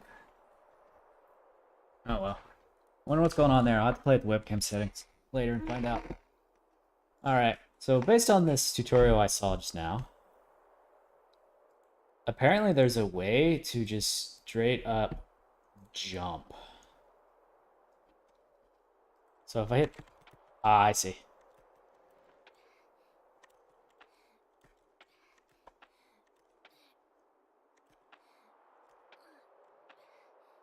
Uh-oh. Alright, so that does work. And this is what I was saying earlier about being careful about your stamina, because you're just going to take a bunch of damage there. If I just let that, yeah, that may have killed me. Not sure. But again, I'm a healer. Alright. Got my stamina back. Let's try this again. So there's another trick I read about just now. So you can hit control and jump. and kind of gain a little bit of height.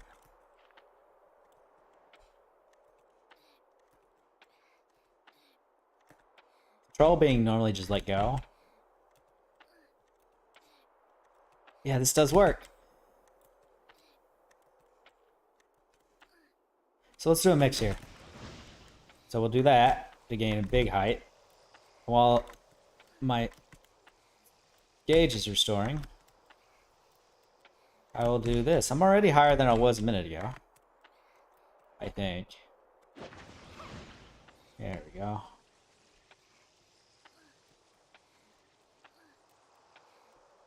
This is tough to keep doing without using a lot of stamina in the process. Uh-oh. Oops. Yeah, I did that. Don't worry about that. That's nothing. Ignore the black hole. Speaking of black holes, matter of fact, can you still see that planet? Oh, you see the sun.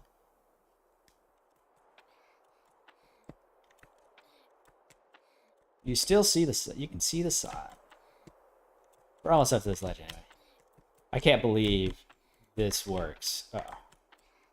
That's why I gotta be careful, because if I do this in the wrong order. I noticed something just now. I restored stamina.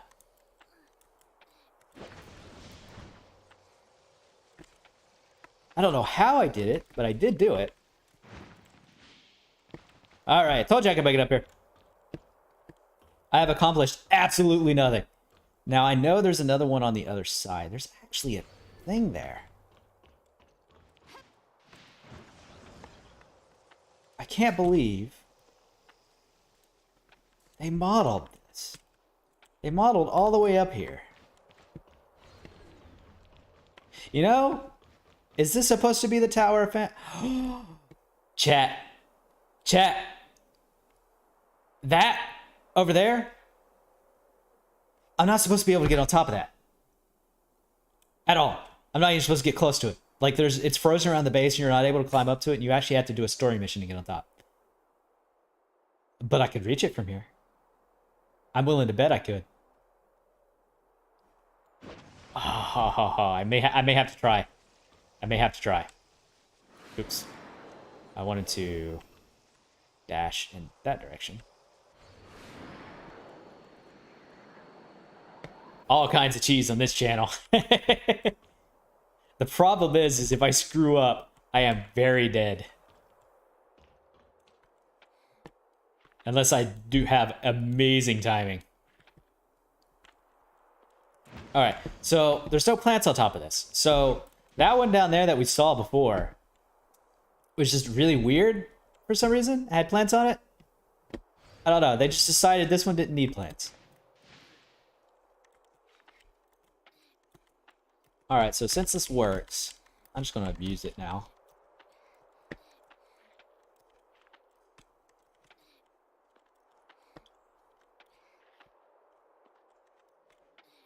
It's very slow, though. Actually, much faster than my earlier method. Alright, so there's very clearly... Oh, there's a lip. There is a lip, so I won't be able to get past that. Ah, darn. I really wanted to, chat, but unfortunately, there's no way I can get around this lip. So this is the highest point that you can reach on this tower without doing the story mission, as far as I can tell.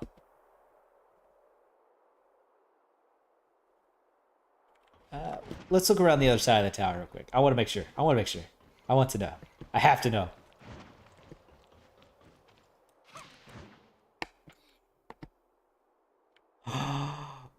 Is it? Do you see it, chat? I might be able to. Okay, so here's what we're going to do.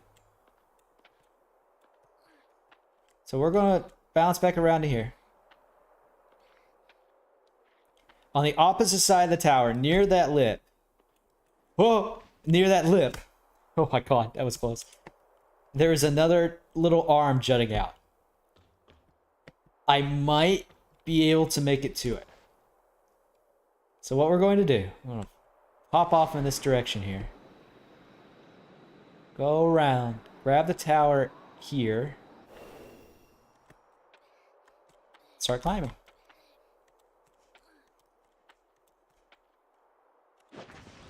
I'm climbing like that occasionally. Partially because I noticed it somehow restored my stamina earlier. So I'm hoping to get that effect again. If I get up here and there's people up here, I'm going to be a little mad. Although I say that, I bet if you do the story mission, you could just jump off the top onto it. And I guarantee you people have.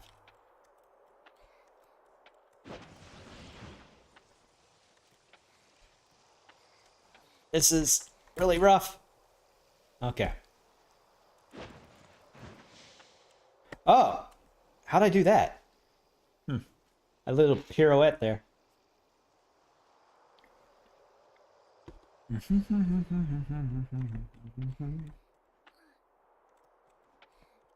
I got the Tohovania song stuck in my head. Because I listen to it a lot when preparing for the stream, so it's just stuck in there now. Live it. Oh, I see. Oh. Okay, that makes things a little bit easier. You could double jump. Okay. Yeah, that makes things quite a bit easier. Okay, yeah, that's a... Oh, man. I'm sure somebody in chat, or somebody who would see this video later will be laughing at me. Or mad, or malding. I don't know what the word is nowadays. Somebody will not be pleased. Who knows? But I was right. This little arm is right below the lip. Meaning, I can use it to jump over it. Okay, this is notably faster. Also, they need to patch this. Infinite climb is in a game where climbing is such a huge thing. Yeah! Yeah, that shouldn't exist. Okay, the carnival, you're also not supposed to be able to get on top of without going through the story. And now I know that's the actual carnival. I had no I've heard people talk about the carnival, but I had no idea what it was until just now. What is that thing? That's cool as hell. Let's see. I should be able to climb that. Alright, here we go. We're climbing the Tower of Fantasy. This is not what I intended for this stream when I started out. I intended to start mapping out this area. But since it doesn't have a map, and I don't really care otherwise about a lot of the items I'm going to get, let's do this instead. Maybe I'll post a tweet about this later. I should actually use my Twitter account. Stop being an old man and pretending I don't have any knowledge about how Twitter works. You get a real appreciation for the scope of the game. Huh. What was that sound just now? Oh, that must be my healing circle. Okay. Yeah, I definitely need some WD-40. Hopefully I'm not bothering people too much.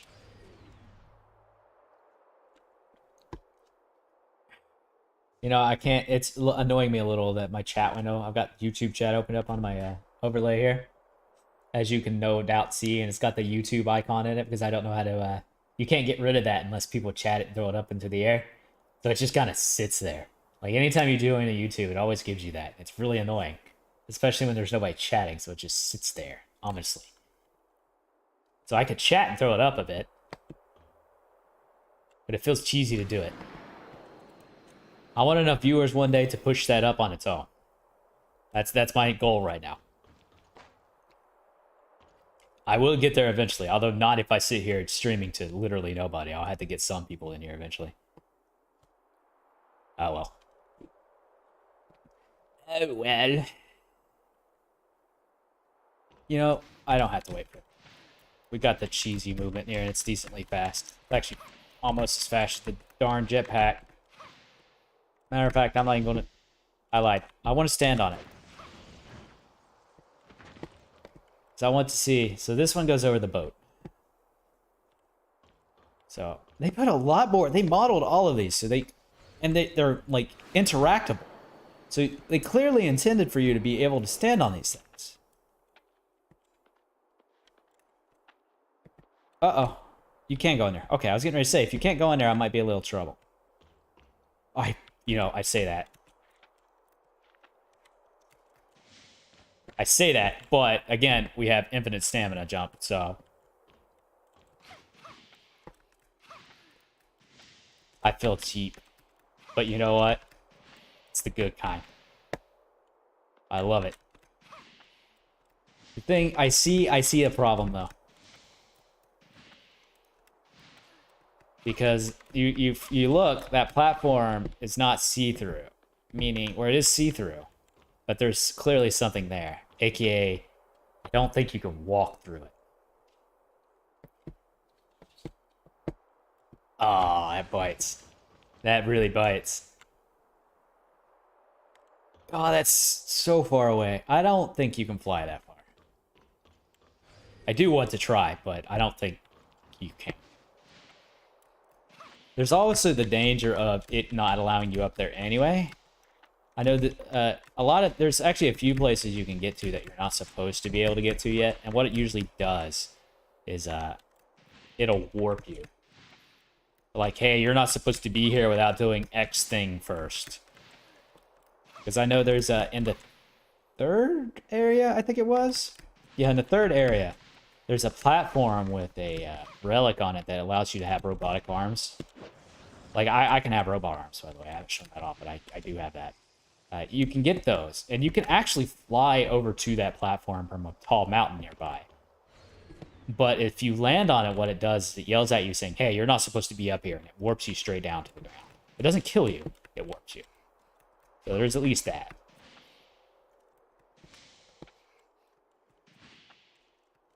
So we're going to get as high as we possibly can on this tower. Guarantee you somebody's tried this already. I would appreciate some music, though. Especially considering I think this is the highest point you can get to. I said I would appreciate some music. Ask and you shall receive.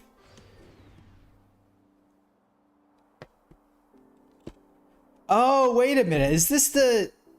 I see. This is probably the city. No, surely not. Whatever. Anyways, I'm up here. I did it. I did it, chat. Let's make sure that there's not another platform around this side here that I can climb onto.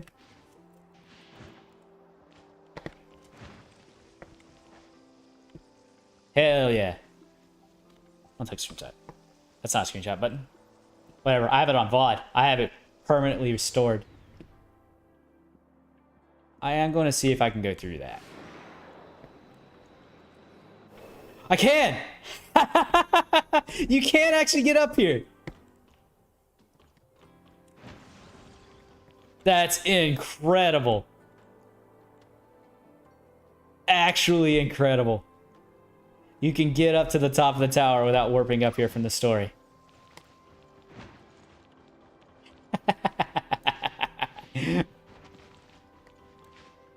Now here, can I make this jump correctly? Even more. I want to be able to get up top of this. And I know you can. What? There is actually a gold chest up here. That's incredible. Avatar frame tower core. What is that? Avatar frame? What is that?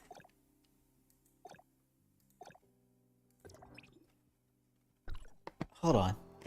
How do I do that? I know what that is, but how do I fix that? Basically, whenever you see me join a mission, you can see like a character art. That is your character frame. that you can like put whoever character you have into it. But how do I change it? Like, it's this thing. How do I change it? This. Now it's copied. Ignore my user ID there. Doesn't do you any good anyway. How do you... I'm not stuck here. Hold on. Google, help me.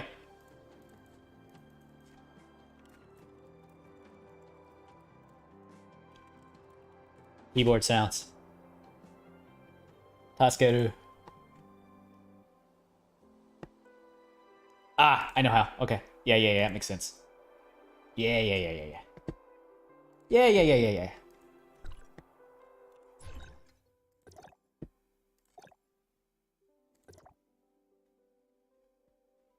Now, I wonder... Let's see.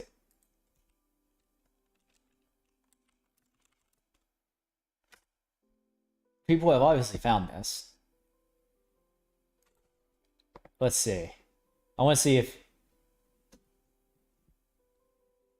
Each goal, blah, blah, blah.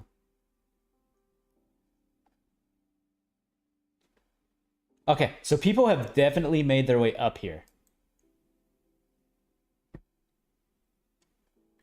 Okay, so a lot. It looks like a decent number of people because I just looked it up, and apparently this is how you're supposed to get this.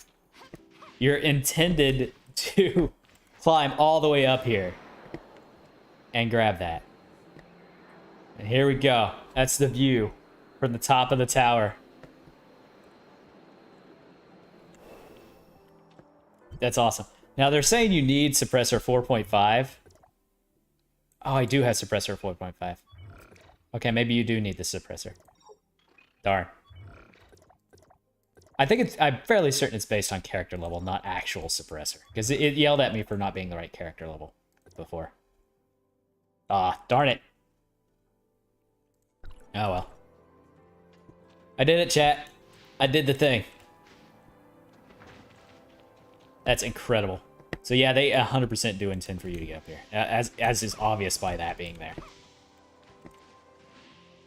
I love this. I love the fact that there's a secret at the top of the tower. I can wholeheartedly appreciate that. I took damage from that. Took being the key word. Now, I want to try to fly over to the ice area and get that tower. But I don't want to leave here. I feel like such a sense of accomplishment for getting up here. Oh, man. I do. I feel such a sense of accomplishment. It means nothing. Absolutely nothing. It's incredible. Uh-oh. Do we want to try? Let's see. Is there any other one that I couldn't get on top of? So now I've got all the rest of them. I couldn't get up there. But this is the carnival. Yeah, so this is pointing... So if I look over here, that's pointing to that. Which, now that I look about it, the map says that's farther away. But it doesn't look farther away. Alright. I did climb to the top of the tower, but I gotta provide some entertainment. So what we're going to do is we're going to abuse dodge. Because while you're dodging, you don't use stamina. So when you're flying normally, you do use stamina. At least you're supposed to be using stamina. It doesn't look like I am, but I am. I'm fairly certain. But when you dodge, you move a bit forward in the air without using any stamina in the process. So, what I'm going to try to do is do most of this distance by dodging. It looks like it might work, but I have no idea what my stamina is at the moment. There's so many items I'm just passing up. Uh-oh. I don't have to worry too much about falling. Or at least I don't have to worry about vertical distance, because I've got plenty of height, obviously. So I'm still above the carnival. Oh well. I did see some streamers who have tickets to the carnival, so there's a way to get tickets to it. I don't have any at all.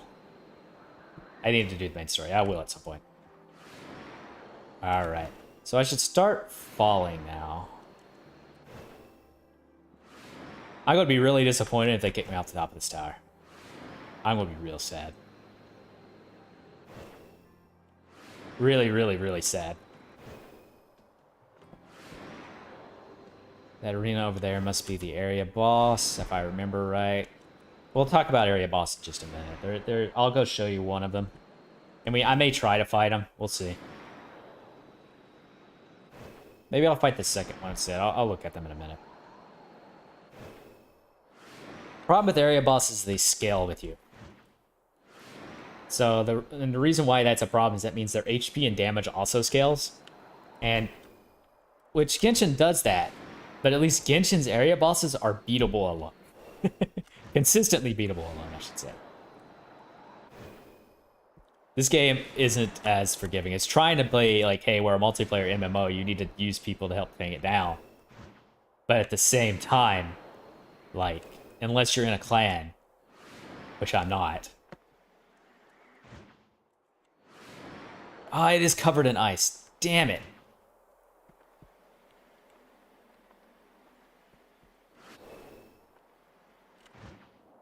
Yeah. I know. Let me up there. I did make it. Yeah, it's gonna warp me off top of this thing. I didn't think the whole thing was covered in ice. And that bites. So you basically, there's a platform that moves up and down, and it still moves up and down, so you can see it there. You can stand on it, and it will take you. Oh, I got knocked through the world. Yeah, it'll take you up to the top of the tower when it's normally there, and if you try to stand on that, what ends up happening is it yells at you and says, "Hey, you're not supposed to be here yet." Now what? So yeah, you can't make that jump. Good to know. But heck, we made it to the top of the Tower of Fantasy. Means I beat the game, right? That means I can stop playing? I'm not gonna stop playing just yet. If this were a normal day, I would play this probably for 10 hours, or eventually I'll get bored and may go play some Xenoblade or something, or pop up another Steam game or something. Because gachas have the problem of nothing to do in them, like, most of the time. So if there's nothing to do in them, why you're supposed to go do something else while your stamina refills, because they're designed to keep you coming back, to keep you addicted to it, to, you know. Again, gacha predatory design. Wait, did I just screw up? I did, but it was recoverable. So you can see there I got 5 exploration points, so I'm 5 points closer to getting that outfit unlocked. Alright, so I've run into a wee bit of a problem here. This is... Oh, no, I'm good. Never mind. I was going to say, you can only break those with fire weapons, but apparently I can use my Volt weapon and do it. Alright, so I have a couple of things I can do here. No, I can't unlock that either. I can try to run around the ice area to finish this outfit, because I like the look of that outfit. I'm only a few points away, but I basically got to scrounge for points at this point to fight.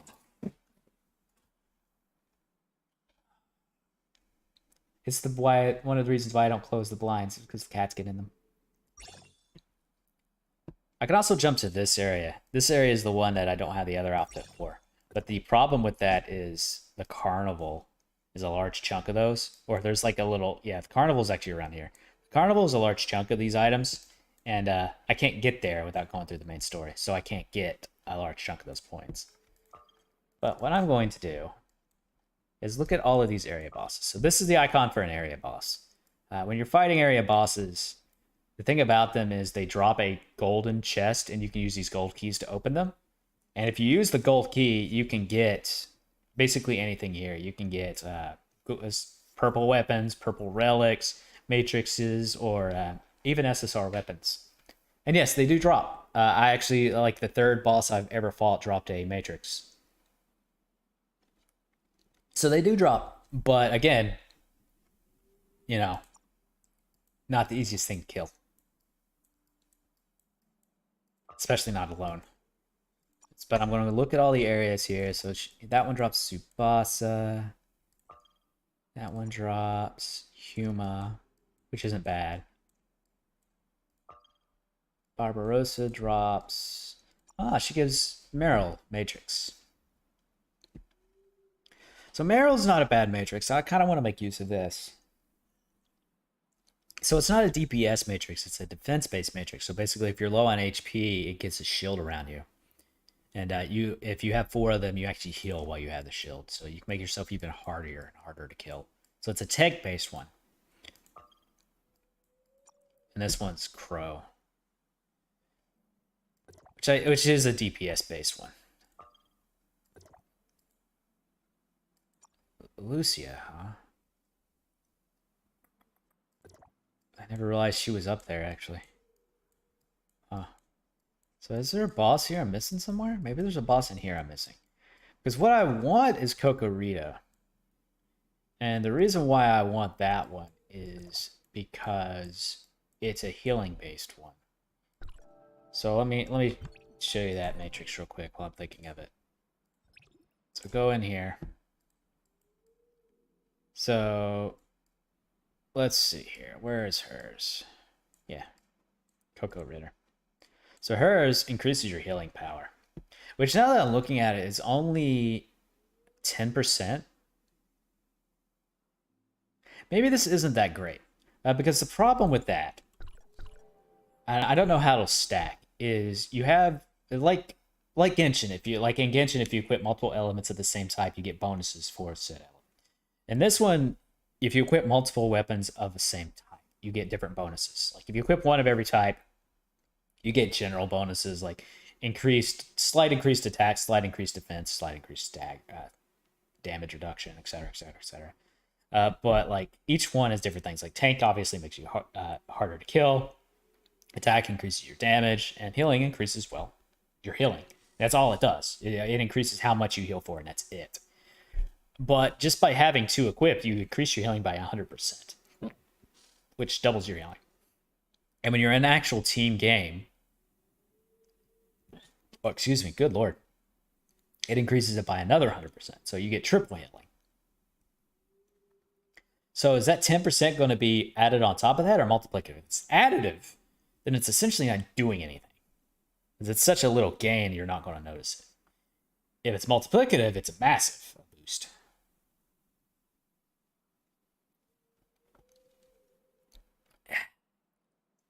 So I don't know. I guess I could get it and find out.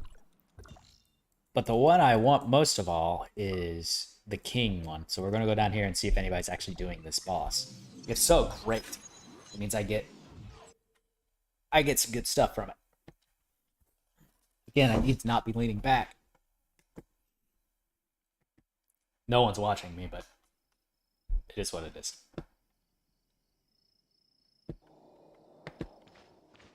Yeah, no one's fighting this guy here.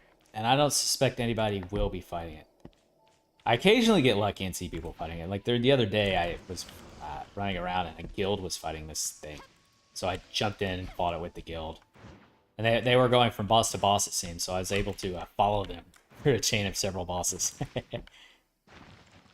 Alright. Now, let me show you why world bosses are badly designed. Alright, so world boss, right? Scales to my level. 48. Now, first off, this guy is resisted against one of my bigger weapons here. But you can see like how much HP this guy has. It will take me a long time to kill him, as you can see. And what's not being shown here is because I'm resisting it at least a little bit. is... Oh, shoot, he's putting his shield up. So when the shield's up, you do have damage, by the way. As you can see, like, look how much damage that guy just did to me. So, if you aren't a healer build like I am, what ends up happening is you essentially get whittled down and there's nothing you can do to heal it. If you have enough food, you can get around it. Nah, it just poisoned me and I don't care about that. Like, I can ignore the poison. So, yeah, you know, if you got enough healing, he's not too bad, but since you can ignore the poison, but otherwise that poison does a lot of damage.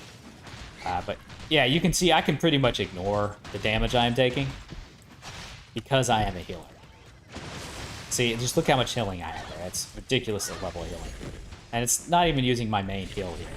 Oh, what's going on there? And by main heal, I mean if I use this. That's my highest heal. Because it lasts forever and does a ton of healing. Stop. Come on, game. Hit the boss. You can see, like, this is going to take me forever to fight this guy. Look how little damage I am doing to him. Look at his health bar. I know some of that's because he's got the shield up now, so it seems worse than it actually is. Oh, I guess I didn't get the time bubble for that. Okay, whatever. Okay, so let's see. Drop that. Heal up. Again, I don't care. He can't kill me. Do some damage while he doesn't have his shield up. If I'm lucky, I'll have some players come by. But again, the problem of having 102 flipping channels is nobody's ever around. Because the area is so big, you're never going to see any. Oh, heck, I need to pay attention to my healing, actually. I say I don't need to worry about my being hit. And then I go and almost die.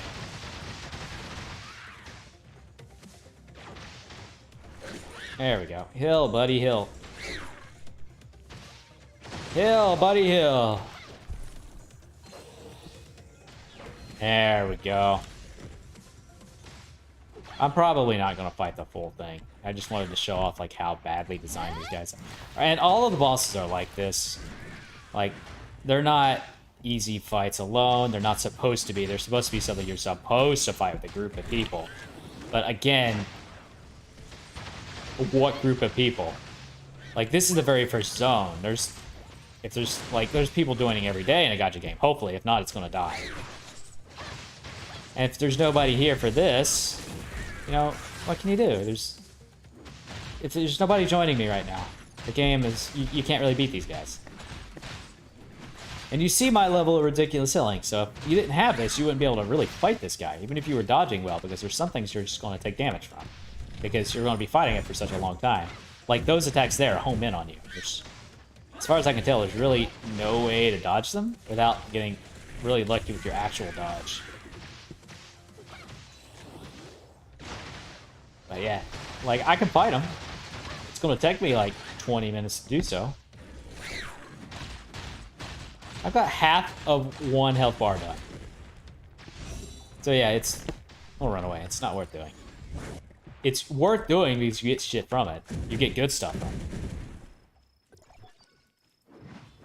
it. Achievement for collecting lettuce. But I mean, you know, how do you approach that? There's nothing really you can do there. Alright. I'll be right back, chat. Bathroom break. Make sure you guys get some water too. Anybody who ends up watching.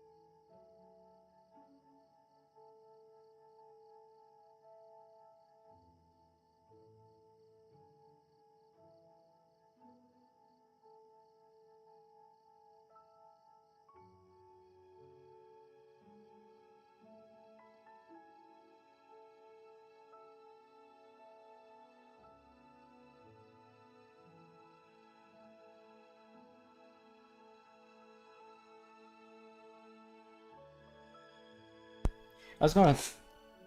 No wonder the closing the blinds didn't really... Well, it helped a little bit. You can still see the light coming through them. I'll have to get some curtains or something for them at some point. Oh well, what can you do? And the thing is, this is the only time of day that we actually get any amount of light, because outside is a courtyard. It's not like it leads out to the street or anything, so there's only a very small window when light will get into my apartment. I washed my hands, and now I got a cat trying to climb on me, and now I got cat hair all over my hands. I need to get some more hand soap. I'm running out.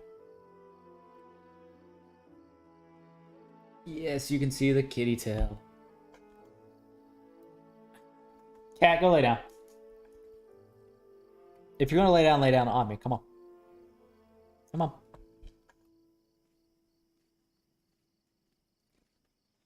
Come on, lay down.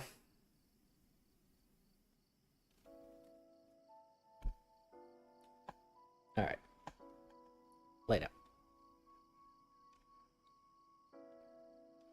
You're about to get blown on again. Figure out what you're doing. I want to play the game now. Okay. She, for some reason, when I'm not streaming, she will climb on me and just immediately lay down. But as soon as I start streaming, as soon as I start talking to anybody over my computer, she does this, where she will walk back and forth constantly. And it's really annoying. She used to walk on my keyboard when she did it, but I got her to stop doing that. They learn. They learn. Oh, wait a minute. There's a boss up here I didn't check. What? Oh, yeah, that's right. She drops that. You know what? Let's go check out this boss. I never fought this boss before. Let's see. Is it going to be just as bad as the flower? The flower's really annoying. Oh, she's wandered off. Gonna climb over there. What? I got one of their cages open up behind me. You can't see it on the camera. I'm hoping they start laying down in it, so they get used to being inside the cage. Oh, that makes a weird sound when you're nearby. Let's see. Ah, I can show off these things. These things appear randomly in the world. They're co-op modules. And basically they require other people, quote unquote, require other people in order to trigger them. Like this particular one requires 3 people to do jumping attacks at the same time.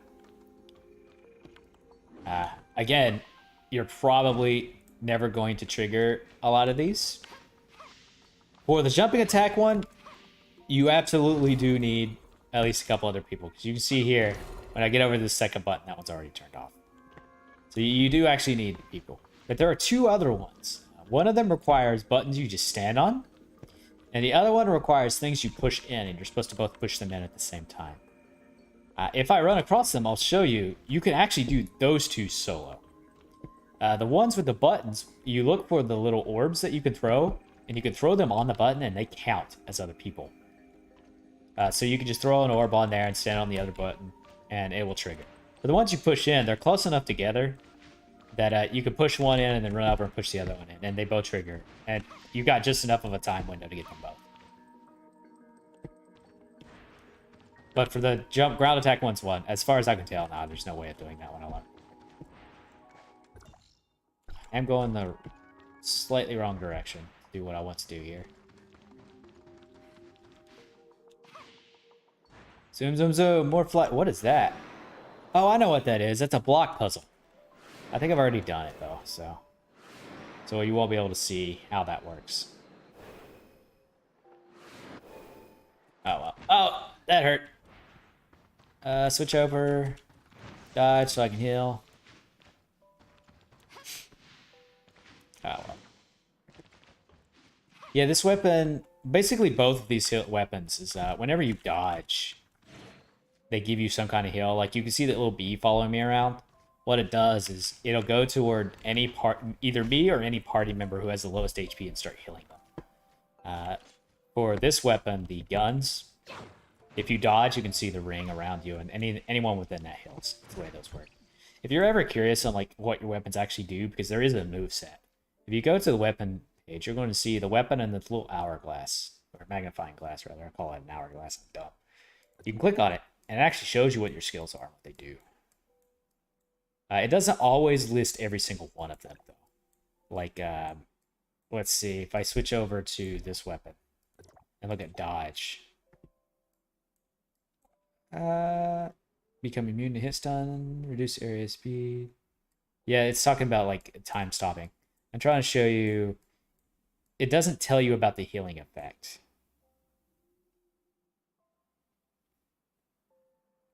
Up to 5 times, switching weapons will cancel this effect. Does it?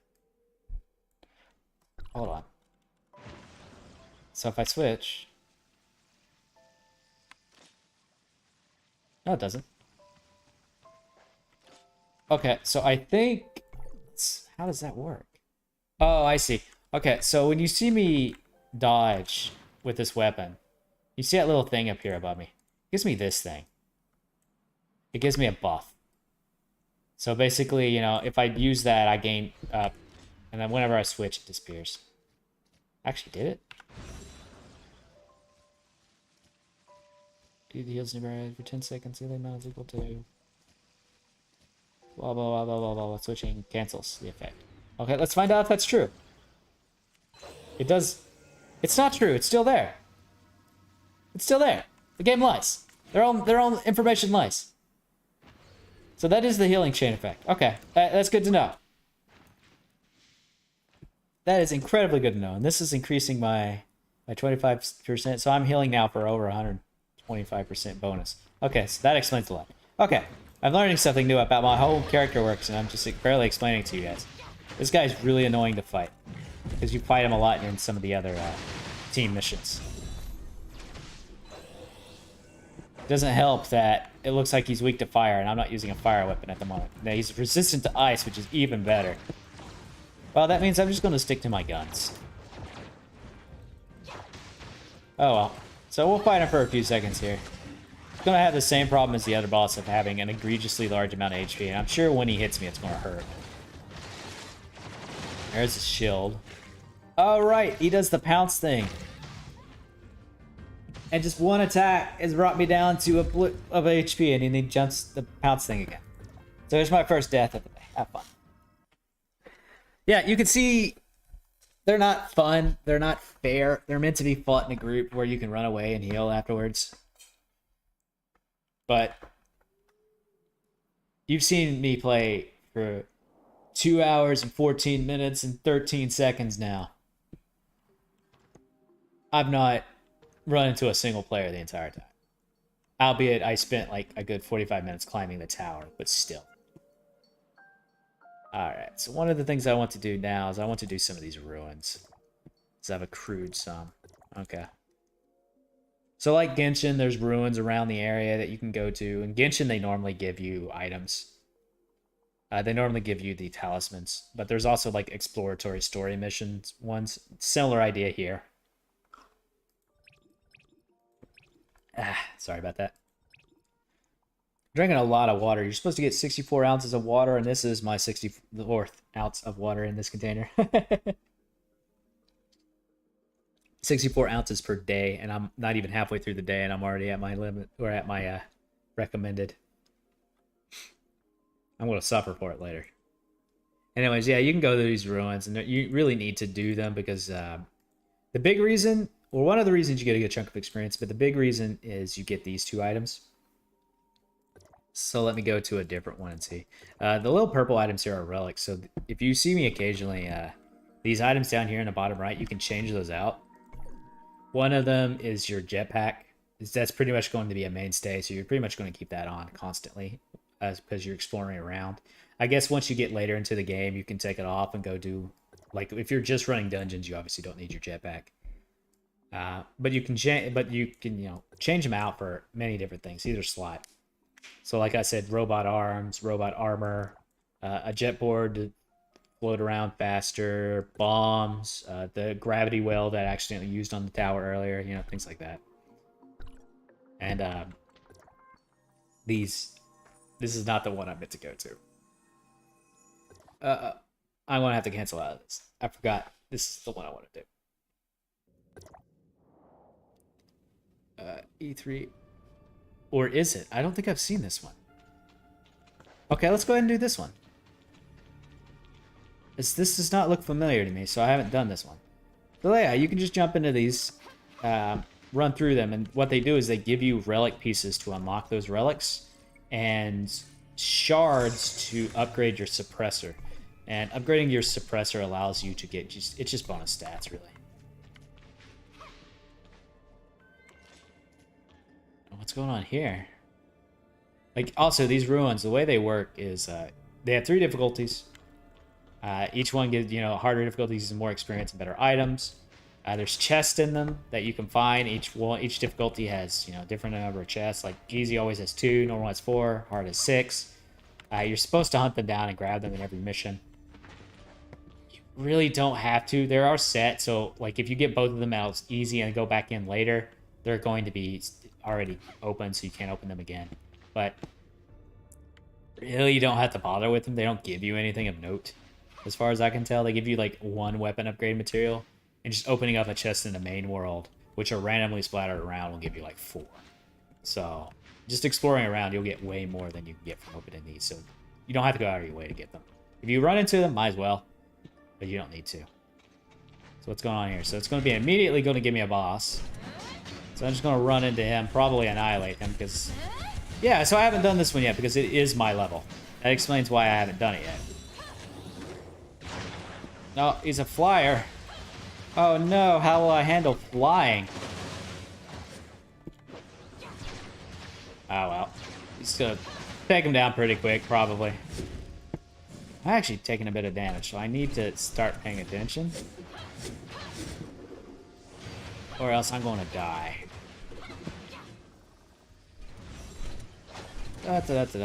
Oh, he's went to shield mode. So the way bosses work is they occasionally get the shield on them, and then they start charging their ultimate attack. If you could break the shield before they charge the ultimate, it stops the ultimate. There's a way to get on him and do damage. I forgot how to do it. But anyways, if you break the shield, you stop him from doing his ultimate, which is good. You want to do that. And it stuns them temporarily, so you can do other things like do damage to them too. While the shield's up, you do half your damage goes to shattering the shield, half of it goes to actually damaging them. So, oh god. Oh god! What the hell? That's not bueno. Let's focus on killing this guy for a second. Hold on. Okay. Dodge! Okay, that did a lot of damage really quickly. That was not cool, game. Anyways, that was what I was saying. You want to break the shields. You do, and if you don't, they use an ultimate attack, which is usually pretty devastating. Sometimes it's usually not that big of a deal, but they can be a massive pain in the ass. Like, okay, so we get to see his. So what's he gonna do? Yep, he's using it now. So he floats in the air. Oh, he shoots down beams at you, so he goes all like Xenoblade 2 all over your ass. Gotcha. That was not that big of a deal, actually.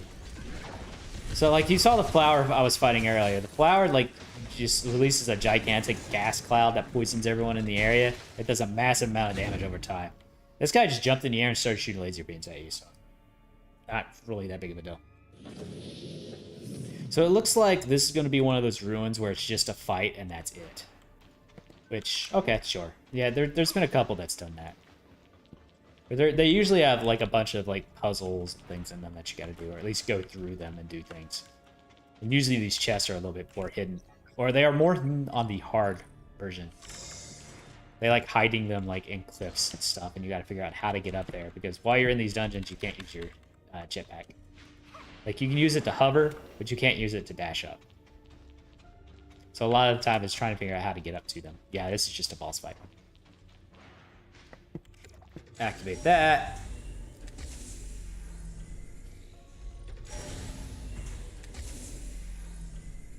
Despite it being gold, it doesn't give you any gold currency. It gives you all that. Like, I got this projector shard and some of these crystals, which I use to upgrade my stats. Huzzah! So that's why you want to do them. You want to get those shards, really. That's one of the reasons, anyway. Yes, cat. Yes, I've got a cat sitting on my lap, and she's being a little annoying. I never activated that. I thought that was one I couldn't activate. Which is good, because I don't have the outfit. And activating these gives you points for getting the outfit. It gave me 25 points, actually. So now I'm 130 away from getting that. There's a chest over there. I might as well grab that. For some reason, I never went to this area. Weird. Wait, are there more ruins here I haven't done? No, that's the only ruin in this area. No, that's not true. There's a ruin right there. I'm just blind. There's a ruin right there. So there's usually 3 per area. I guess for some reason I just didn't do that one. No idea why. But I should be running around getting experience trying to level up so I can get to level 50 to start doing the high tier of those relics. Or high tier of those dungeon runs. I fear for my life to do so. I kind of want to wait until people are a little stronger to start running them. Not because I can't handle them, but because I'm worried that the damage is going to be so poor that they can't handle them. So that's what I'm worried about. Because again, a large amount of the time that I do those, I'm the top DPS as well as the top healing. You don't want your healer to be your top DPS, obviously, because that's just very, very slow. Those missions usually take like 20-ish minutes when I do them, and I'm the top DPS. Albeit, my DPS isn't slouch, but, you know. Let me show you why it matters. So, like, if you're the attack-based one, you get an increase of 10% when you're not in team play, but when you're in team play, you do an extra 40% on top of that. So you do 50% bonus damage for being a DPS class. And I'm out DPSing them. Should give you an idea of how bad some of these people are. Alright. Switching to a fire weapon because you get these little mud pools that you see, these mud flowers. You hit them with fire weapons, they burn, and there's a core inside.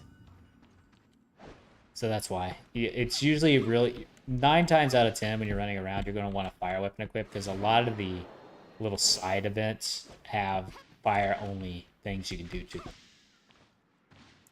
So that's... So you're probably going to run around with fire more often than not. And you can see, like, as I was saying earlier, like, getting area completion is kind of annoying because you got to run around finding every single one of those. Those little mini events and chests, you got to open up every single one of them to get 100%. Like, find all the vantage points, do all the ruins, get all the teleport spots. That's map exploration, 100%. You know, the thing Genshin didn't end for like an entire freaking year. It existed. And then did and required you to go back. It's annoying. Ah, there's a chest up here. Chest. Why didn't I get this one? Kill this wolf real quick. Dead doggo. This is a cat family.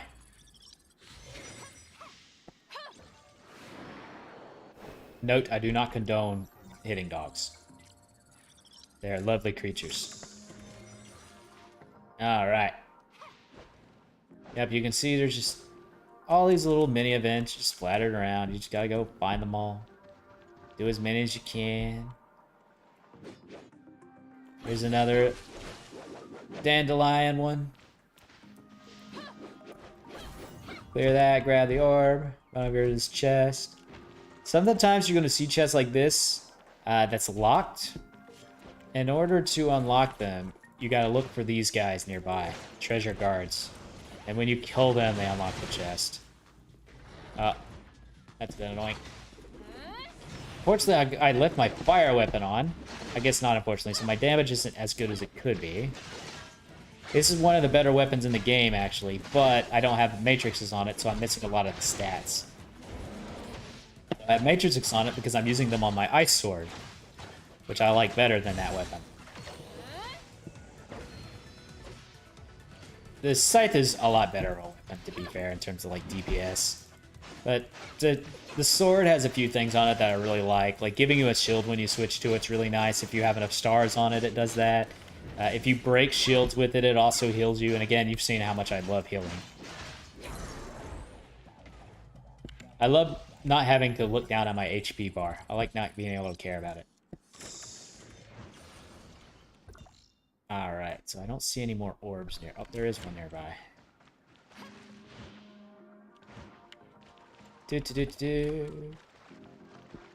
Again, I told myself I should be leveling up.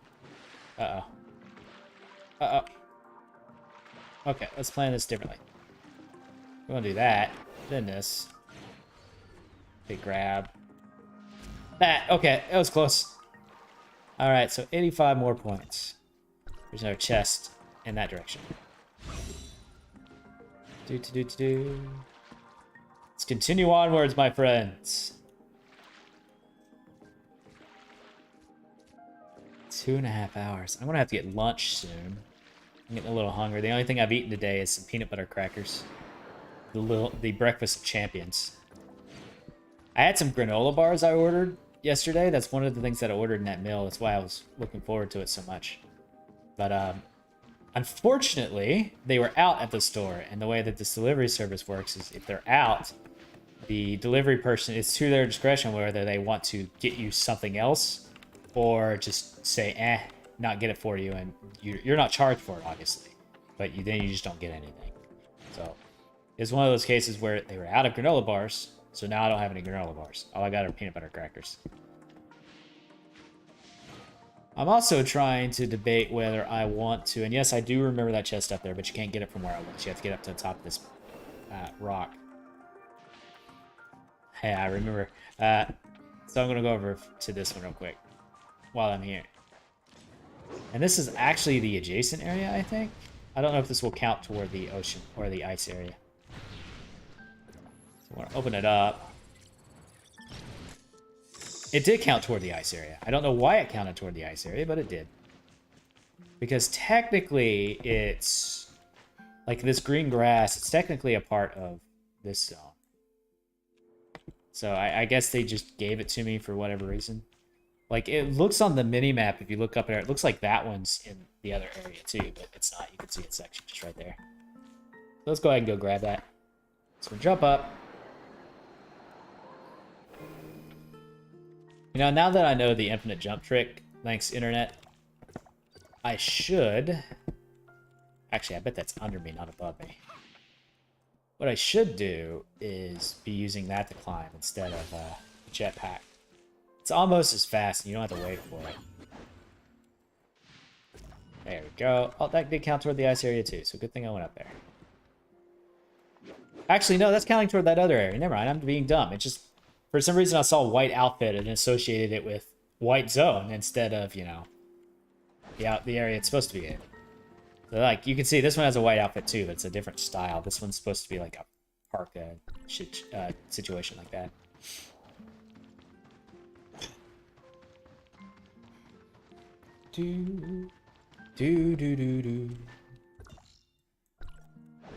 I got Fly Me to the Moon stuck in my head. I usually do. I love that song a lot. Really good.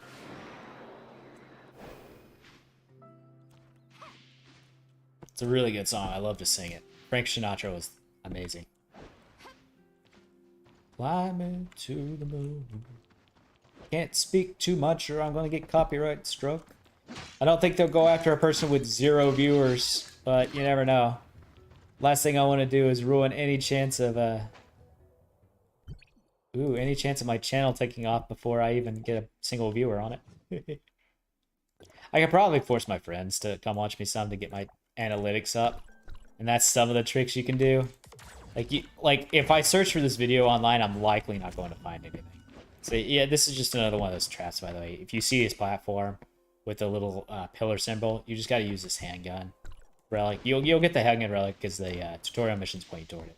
You got to use that to shoot at that to activate this icon and grab it. So there you go. There's your very detailed description of how that one works. But yeah, you can futz with YouTube analytics very easily. And unfortunately, the way it works, if there's nobody watching, it's not going to show it to anybody, so you're not going to get anybody. So you do need to have, you know, some viewers initially. So likely what I could do, or what I should be doing, is getting some friends or going online and going to Twitter and getting, you know, people to actually come in initially, because otherwise, you know, I'm not going to get anybody watching. If I don't get anybody watching...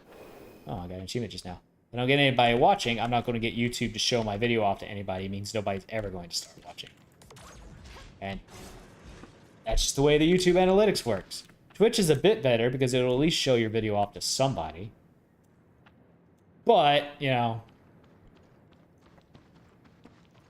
that's life, I guess. It means I need to do the legwork to get people to start watching me, but to be honest with you, I don't know if I want to bother with it at the moment. You know, I went up there looking for these guys. There we go. So, one thing to be careful of here is the early levels tell you in order to, you know, open this thing, you need to use a water thing. You need to throw a water core into them specifically. It's what it tells you. But that's not true. You can throw basically any core into them from what I can tell. So you could throw a frost into them and they still activate too. See? There you go. So there's your tip of the day. If you're ever near one and you don't have a water core nearby, frost core works just as fine. I haven't tried it with fire or anything like that, but I'm willing to bet it works. Don't take my word on that. Try it out before. It's worth a shot. So let's see here. There's a chest here. Aha. Yep, there it is. Gonna go in here and do some damage real quick. The weird thing about how these guys work is they don't put their shield... They always have their shield up when you first get to them, but they don't put it up for the first attack. So you can use your strongest attack to get a lot of damage in, and then they'll put it up. And the reason why that's not really super important, it's just a little optimization. Because otherwise, when their shield is up, as I said earlier, they take half damage. So if you use like that 22,000 hit I hit them with initially, would have only done 11,000. And it would have done more damage to the shield, which maybe it's better to do that. What is this guy doing? He's just standing there. You got no shield now, bud. I'm just gonna ram into you a bit. What's he doing? He's just not... Didn't attack once. He's just... You're dead now. What the heck happened there? Oh, well. Alright, I need to go north here, because there's a hip up here. Okay, so there's some dandelions. I need to get closer to the microphone again. But the problem is, I've got a cat on my lap, and I'm not able to move. Because she has wedged herself between the desk and my chest, so I can't even scoot my chair forward. Let's see if I can show it off here. Hey, look at that. Look at her. She's super comfy. I'm not very comfortable, actually. It kind of hurts, to be honest with you. She's purring, though. She knows I'm talking about her. It's kind of warm, though. It feels nice. All right. You also want to look out for these things. These are viewing spots. They don't really explain these either. When you go up to them, you can hit the button. You can hit investigate or whatever.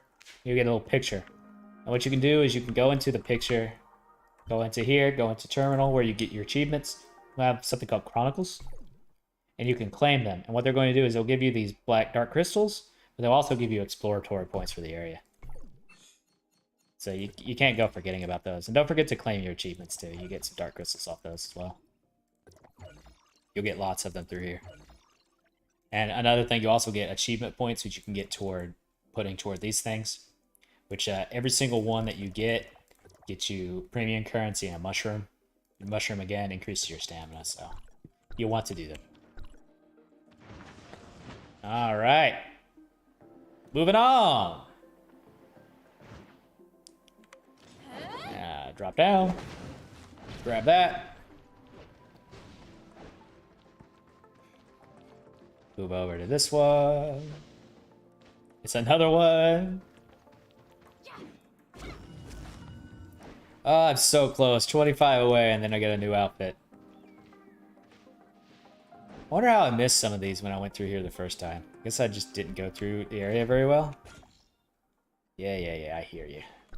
Looking at my mini-map, because sometimes it'll show you, or looking at the actual map, because it'll show you a little bit further than your mini-map. So if you ever just don't know which direction you just want to walk in, Open up your big map and look. Do a quick look-see. So let's see. Right now you can't see anything on my mini-map because I just collected this orb. You can't see anything on the mini-map either, so I'm not close enough to anything to trigger it. Oh, well. So let's see. Yeah, like you can see that one's not on my mini-map anymore, but you can see if I look at my main map it is. It doesn't extend it much farther, but it does another one of these. It does a little bit. All right, so 3 more of the black orbs, or 1 gold orb will be enough. So if there's a gold orb around here, game, I would greatly appreciate that. And not just because I'm 1 orb away from premium currency either. Yeah, I know you're hitting me. Don't care. Do not give a single fladoodle about that guy. I've already been through here. You can see I've got some chests opened up in the area already. Likely the reason why I didn't get some of these is there was other items off in a distance and I just never came back to grab the ones in these little offshoot areas. Like you can see this one's on a cliff and there was probably like 4 or 5 things down there that I was gathering, and while gathering those I saw other things in a different direction and I just ran off. So that's why there's scattered ones instead of... That's the problem with collectathon games. I got this itchy ear.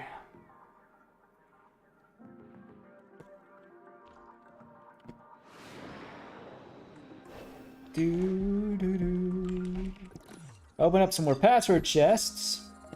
But that's what they're called. Pet the cat a little. I'll pet the cat for you, chat. Bonk. What? How does that work? I managed to hit the side of one of these things. That's incredible. That's honestly incredible. Alright. We'll do the wall climbing trick.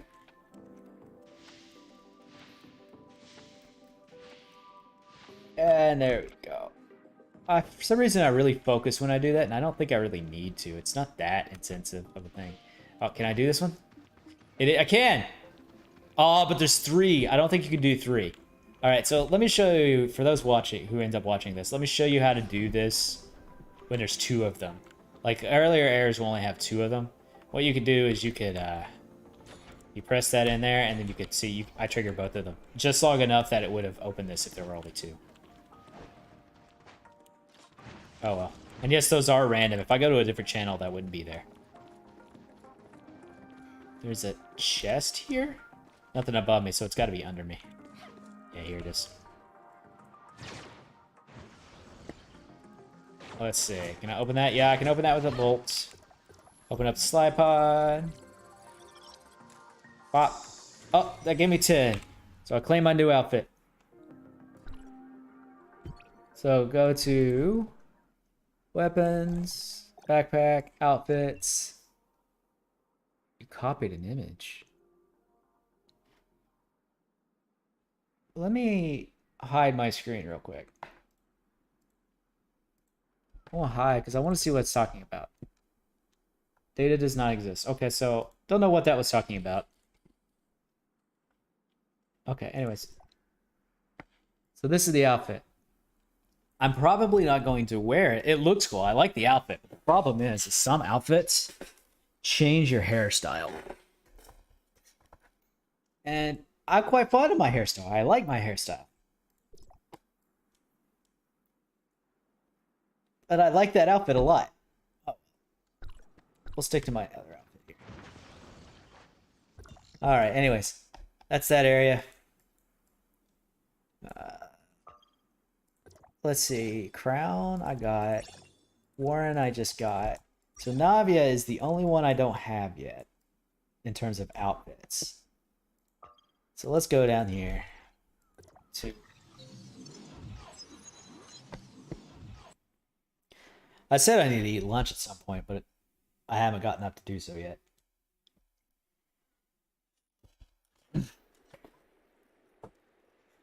I want to keep streaming. Even if there's nobody watching, I still want to stream. I like playing games. Leave me alone. Don't judge me. I hear you judging me. Stop it. Yeah, I don't have the healthiest lifestyle. Don't take after me, chat. Don't. Really, really don't take after me.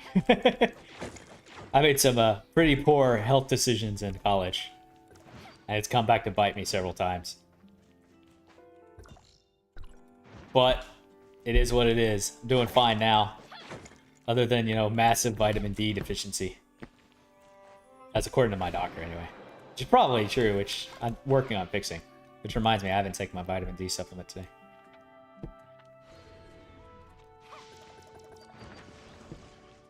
Not important. I don't have to take it every... I'm supposed to take it every day, but it's just like a vitamin that you're supposed to take or whatever. So it's not that big of a deal if I miss a day or two. As long as I'm taking it at least somewhat consistently. The problem of being an introverted gamer, you don't get the vitamin D you need. Now, I'm hoping this counts toward that area, and not the previous area. Let's find out. It did not. It counted toward this area. Darn. I'm going to collect it anyway, because I'm eventually going to go for all of those. What's it pointing to me toward? Oh, it's telling me to go over there. Oh, it must be where you go for the next story mission. We're going to cheese our way up to this thing. So you could occasionally see these things going on the wall.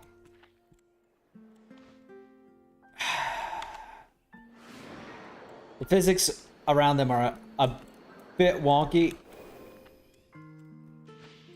As you can see, what you're going to want to do is you're just going to align yourself to the top of it. Drop off on them. Switch to an ice weapon.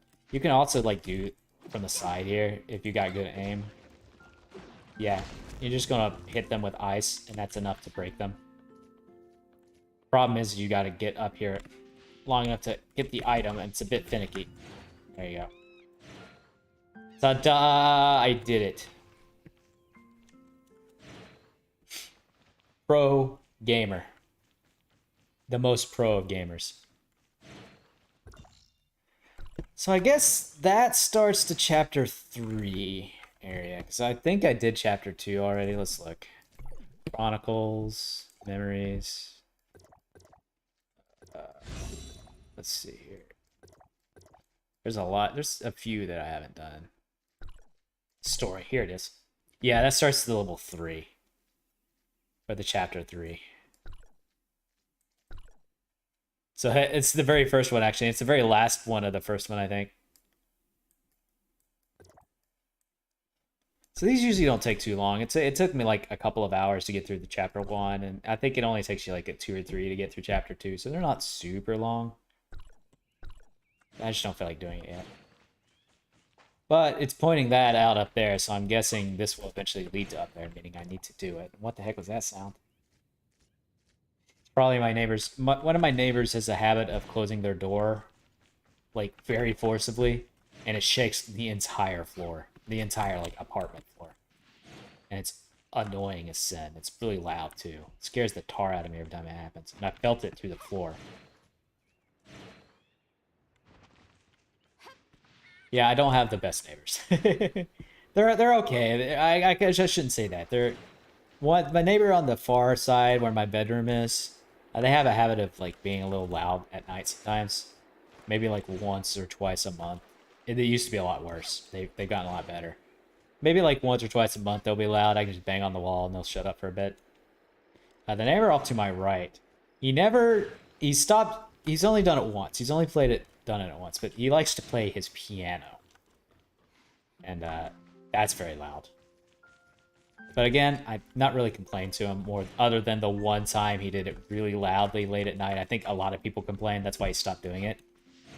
He's pretty good about doing it during the day only, and only for like half an hour to an hour. So it's usually not that bad. He's not that bad of a piano player. It's pretty solid.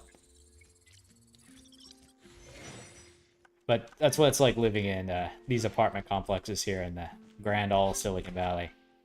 You pay out the ass and you still get loud neighbors. It's actually not that bad of an area I live in either, so... But oh well. Maybe one of these days, if I ever make it big or get really lucky, I'll actually be able to afford a house in the area. Yeah, while I'm here, I'll show these off too. These little crystals, you can hit them with the element of the same type.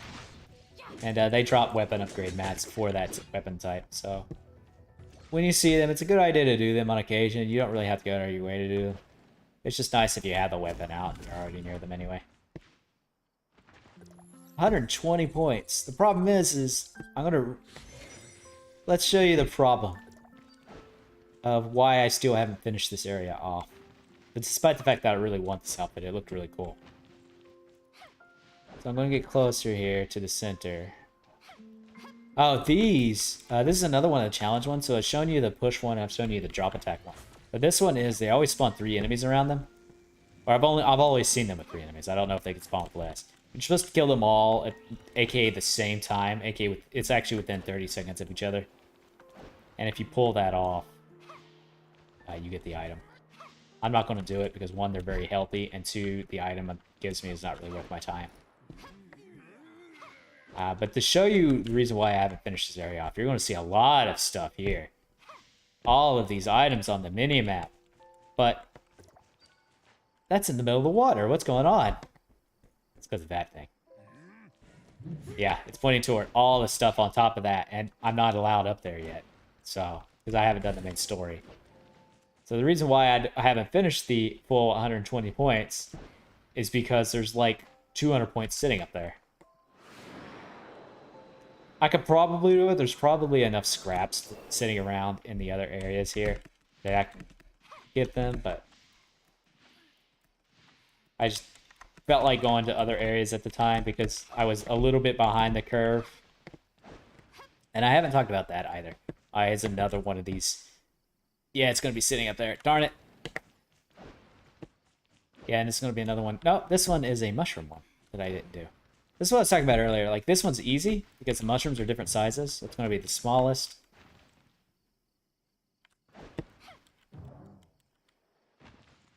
What? Huh. It's usually the smallest and biggest. It is. I'm missing one. I'm missing a mushroom here that I don't see. Or... yeah, I've probably already done this one. And what I'm seeing is probably a item up there. Matter of fact, that's exactly what it is. There's an item up there that I'm missing. That I can't get to yet. Because again, yeah, go up there. It's annoying. Oh well, what can you do? We'll continue this way. See, there's nothing above this one, is there? So I should be able to get this one, right? Right? Surely there's not going to be a tiny random wire or cable, or it's in a camp, so it's probably going to be a locked one. Yeah, it's a locked one. So let me kill this guy real quick. Again, enemies level up to you. The bosses, like regular bosses and enemies all level up to you. So, yeah. They're going to take a hot second to kill, even if you are, like, above. This area is, like, technically, like, level 21 or something, and I'm 48.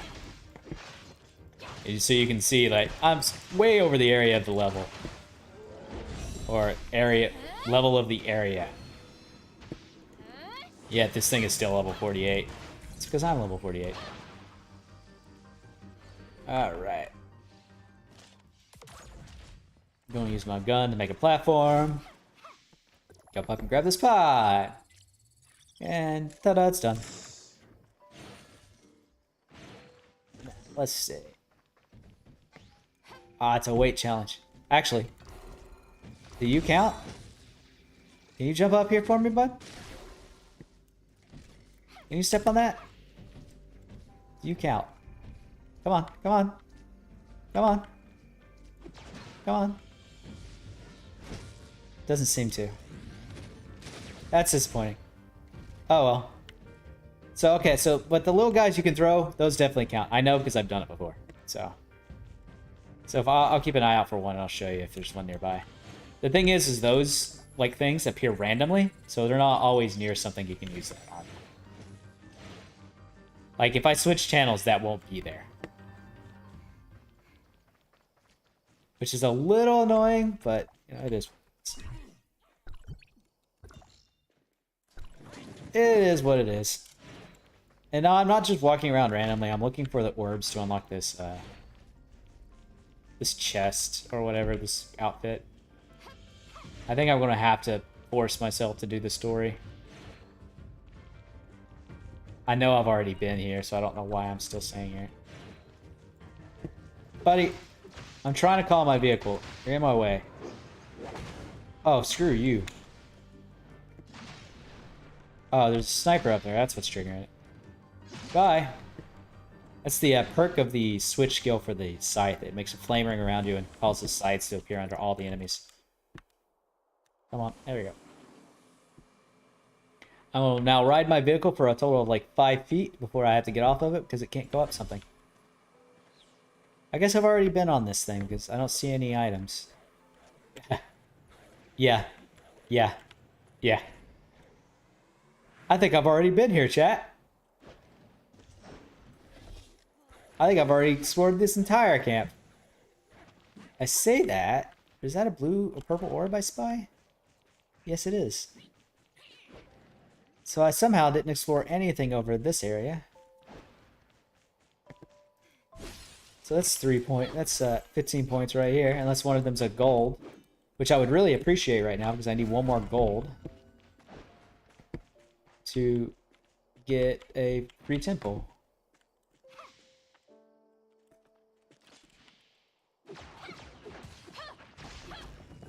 Aha! Speak of the devil and it shall appear. Alright, let's get back up on top of this cliff. Then we'll do a 10 pull. Up the cliff I go. Where's that other thing? It's going to be in there. Okay. Oh, it's a another thing you need fire for. It's like a little oil pit that you can just burn away the oil. And it's got a gold inside of it. 2 golds right next to each other. How lucky. Here's another one of these. This is different from the one I saw earlier. Oh, this one's a jump attack one. Darn, I can't do it. Oh well. Oh well. So I'm going to open this up, and then I'm going to go into there and do my 10 pull, because I'm very addicted to gambling, I guess. Despite the fact that I actually don't gamble in real life, other than gacha. See, it pointed me to here again. That's really scummy. Special orders. We'll do the black ones first. And again, this one I just skip. I don't look for the light for it.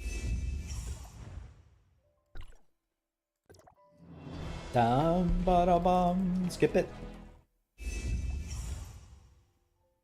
Speaking of randomly pulling an SSR, I pull this guy again. And that's not even from the good one. Oh, now we're going to do the good one. Now I'm going to scan this one and watch it, and it's going to be complete trash. That's why you do your black ones. You still get good stuff from them. So let's go through. Purple. Did not switch to gold, so I'm just going to skip. So no gold. Told you. Although I'm 5 pulls away from getting a guaranteed one, so there's that. I'm trying to save up pulls to get this weapon because I would like more copies of it. Okay, so that's useful. So yeah, if I can get more copies of that, I would be incredibly happy. Oh, that's interesting. Okay, yeah. So basically, since this is limited, I want more pulls of that to try to get to that final electrode to at least get the weapon up to its maximum stats. So I'm trying to save up points to get more of that to get a win. It's probably not the best use of my points because, again, you want to roll for matrices if you can. Simply because, you know, there's such a huge boost to your stats. Why are there no points on this island? This entire island is here and there's nothing on it. That is incredibly disappointing. I must have already done it, right? That's what that means? Good lord, that's disappointing. Yeah, there's the point right there. So let's see, what was I doing? Oh yeah, I was going to look at this and consider whether or not... Because you have also the premium matrix pool, which gets you her cores. I haven't looked at what they do yet.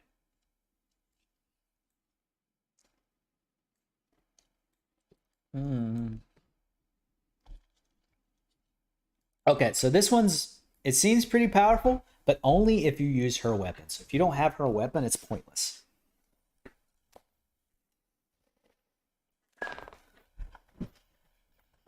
Okay, so hopefully you can still hear me. I want to sit a little uncomfortably, but this is more comfortable than where I was sitting.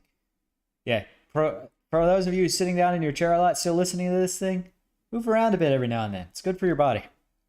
You don't have to get up and stretch. Just kind of move your positions. Like right now, I'm sitting with my leg up, things like that.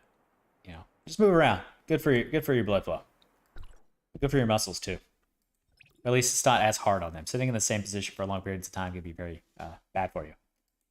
You don't need a standing desk. Standing has the same problem. Standing in the same position can be just as bad for you as sitting in, if not a little bit worse, actually. No, I'm not a PhD in health, so don't take my advice with a grain of salt. I'm a PhD in friggin' optics. Has nothing to do with your health. So, again, whatever I say, take it with a grain of salt. But these are things I've been told by other people, so, and researched online myself, so. You can read research papers. Just make sure you actually read them. Don't just read the articles. You read about people writing about them because they sensationalize. They don't tell you anything. Also, a lot of papers are really boring to read, so if you do that, keep that in mind. They're not exactly thrilling reads. They're not made to be thrilling. They're made to be, write this paper so my name gets out there. I'm a pessimist at art. Oh, you take damage if you're in water. You can keep swimming. I had no idea. Oh, no. How am I going to handle this? Can I get their attention? Without hitting the water core? I don't think so. Nope. Let's hit him without hitting the water core, please. Because I need that water core to survive. Yeah! I need him to survive because I gotta throw him into this thing. Now, how am I gonna do this without swimming? I can reach. Good. Good. It's gonna spit it out right on top of me, and it's gonna be a gold. I figured it would be. Heck yeah! Alright. Now the problem is going further south from here puts me into this area, and I don't want to be in that area. Alright, let's go to here. I know there's not going to be anything around here, because this is the one I usually went to when I went to this area. Oh my god, it's already been 3 hours. Ay. Let me check something on YouTube.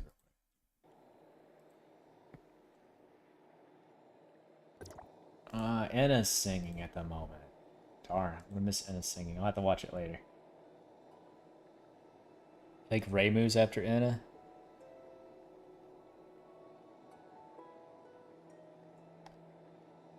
Let's see.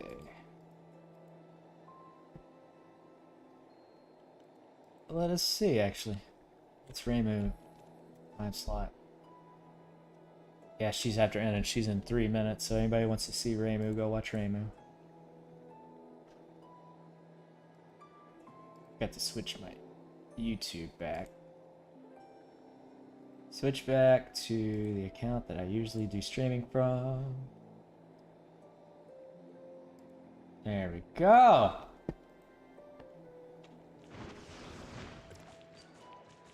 Alright.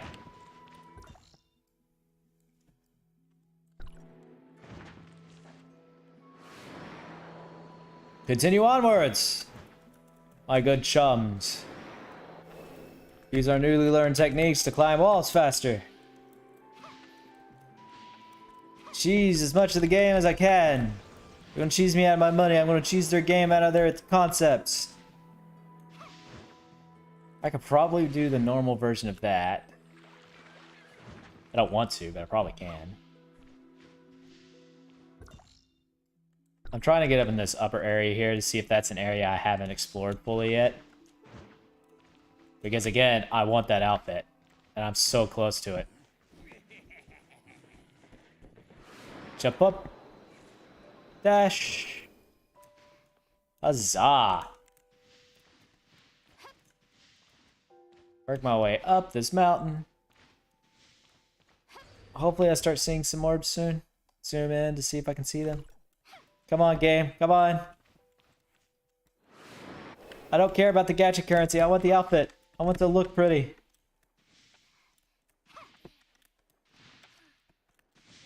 Getting close.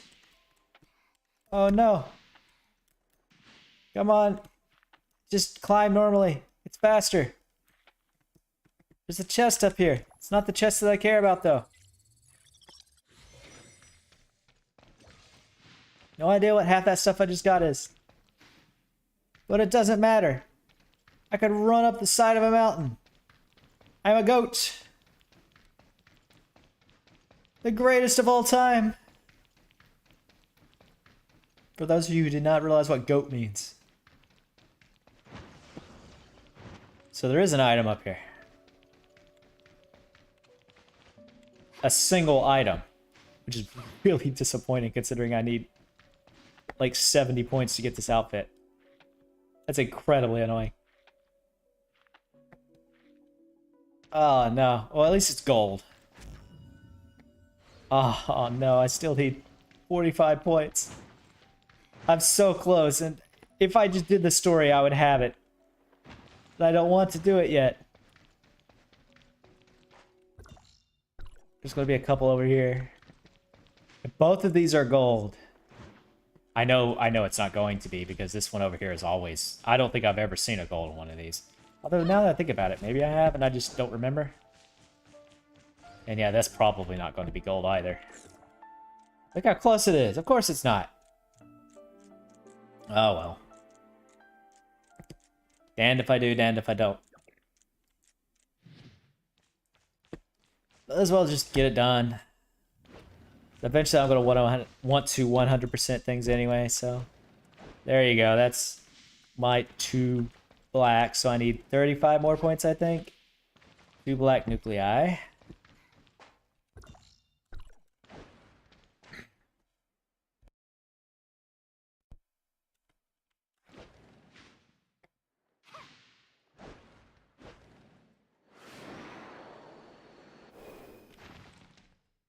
Dash up.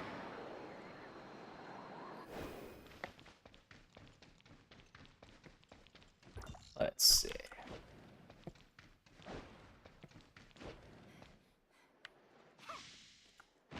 I don't see the telltale sign of a crystal in that.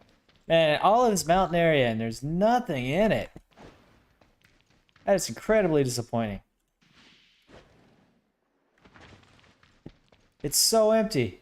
So either I've already been through and collected all of it, or there just wasn't anything to begin with. Which is disappointing. Very disappointing. Yeah, I've already been through here. So it's very possible I did climb up and get all the stuff through there, because that dandelion clearly has been gotten. But, I say that. There's another dandelion right here that I haven't done.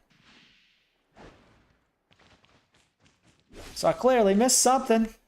I wonder if I just jumped off into the ice zone from there, and that's why I have some of it. 40 more points. Let's go ahead and kill this guy. Mostly because he can drop a vehicle piece, so I can get a new vehicle. That's what I want. I want new stuff. I want a new car I'm never going to use. Cut him down to size. Eat dirt. Eat laser.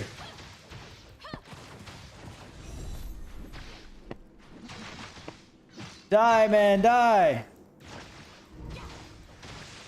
He's a very healthy son of a gun. Part of it's because I'm not using my best DPS weapon. But it's because I don't want to switch out between it every time I need to use fire. Such is the way of Genshin open world gacha style games. Uh-oh. Oh no. You hurt me slightly. Oh no, you hurt me again. Slightly. And he's dead. He did not drop the weapon or the vehicle piece. But there is another item over here. Where is it? It's right there. I see it. Boom. Black again. 35 more. Wait a minute. Did I miscount earlier? I must have miscounted earlier. I must have miscounted earlier because I could have sworn I only needed 35 a minute ago. Maybe I got an orb in a different location and it counted toward a different area. It's very possible. Ay, ay, ay, ay, ay. Oh yeah, while I'm here thinking about it, these towers, you can transmit to those too. So anybody who's playing this and needs to warp around, you can also warp to those. So if you ever need to warp to a spot, because you can see like, otherwise there's nothing around here. So you would have to walk here if you ever wanted anything over here. So you can just warp to it. You can't warp to everything in the game, only these big towers and those little ones off in the distance. That's about it. So unfortunately, you can't warp to every little thing on the map. So there is a chest here somewhere.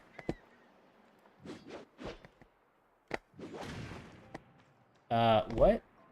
Okay, so I was up. Oh, dang it. I'm underneath the big thing again. Oh, that's so annoying. That's so annoying. And this is going to be... Oh, it's a 2. I'll show you. So you can push that in. And then you can push that in. And it triggers. It's just enough time to trigger it. So you can do a co-op alone. There's your tip of the day.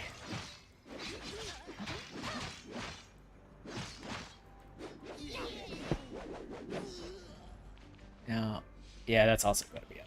Sits in the middle of the water. Son of a gun. Okay, so let's see here. Open up my map. Navia. So there's a scenic point somewhere that I'm missing. Space Rift's up there, so I don't have to worry about that.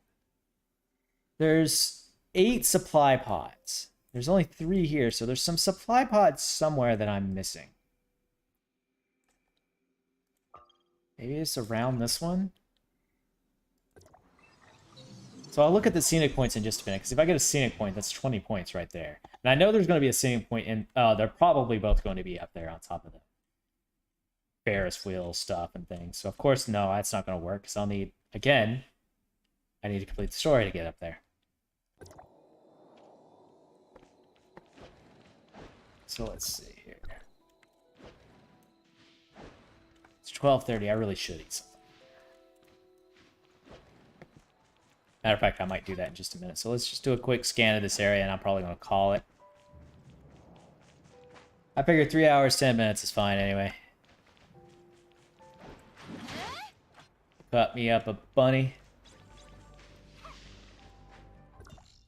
Wabbit season. No, I'm not a boomer. Technically, I'm a millennial.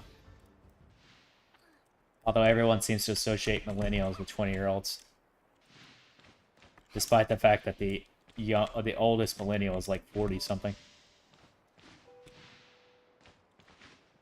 Weird, huh? I guess you don't really hear about millennials ruining things in news lately.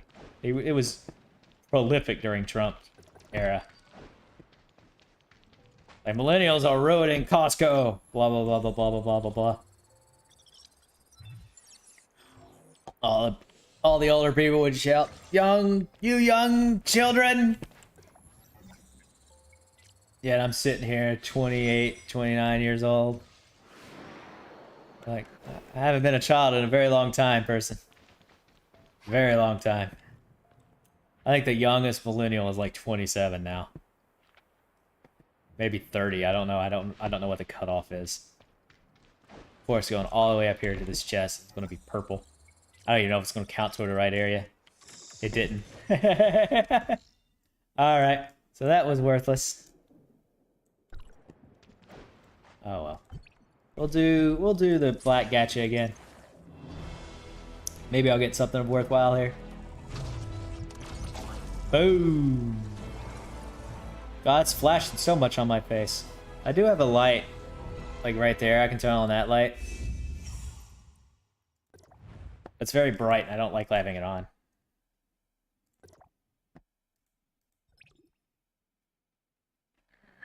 I'm tempted to spend it there, but I know I should be spending it probably here. Oh, excuse me. Only lasts for 4 days. I don't know if I'm going to get 40 draws in 4 days. Probably won't. Oh, well. Apparently the next person is OP, but it's already been, like, pre-nerfed. So, and I know this item down here is not going to count toward the area I care about, but I'm going to grab it anyway. But yeah, it's been, like, pre-nerfed or something? I don't know. I saw some hubbub about it. I don't know the deets. Don't really care, to be honest with you.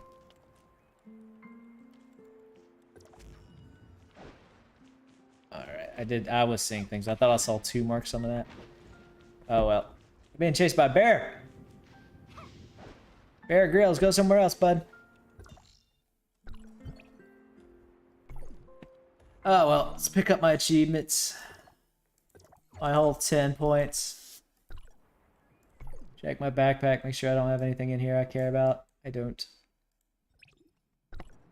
Alright, I'm gonna go make some food, folks. So I suggest you guys do the same if you're sitting around. Hopefully you've already eaten while watching this video. If anybody ever watches anyway. Alright, anyways. Thank you all for watching. Greatly appreciate it. Anybody who ends up watching this eventually. You all take care now. Bye-bye.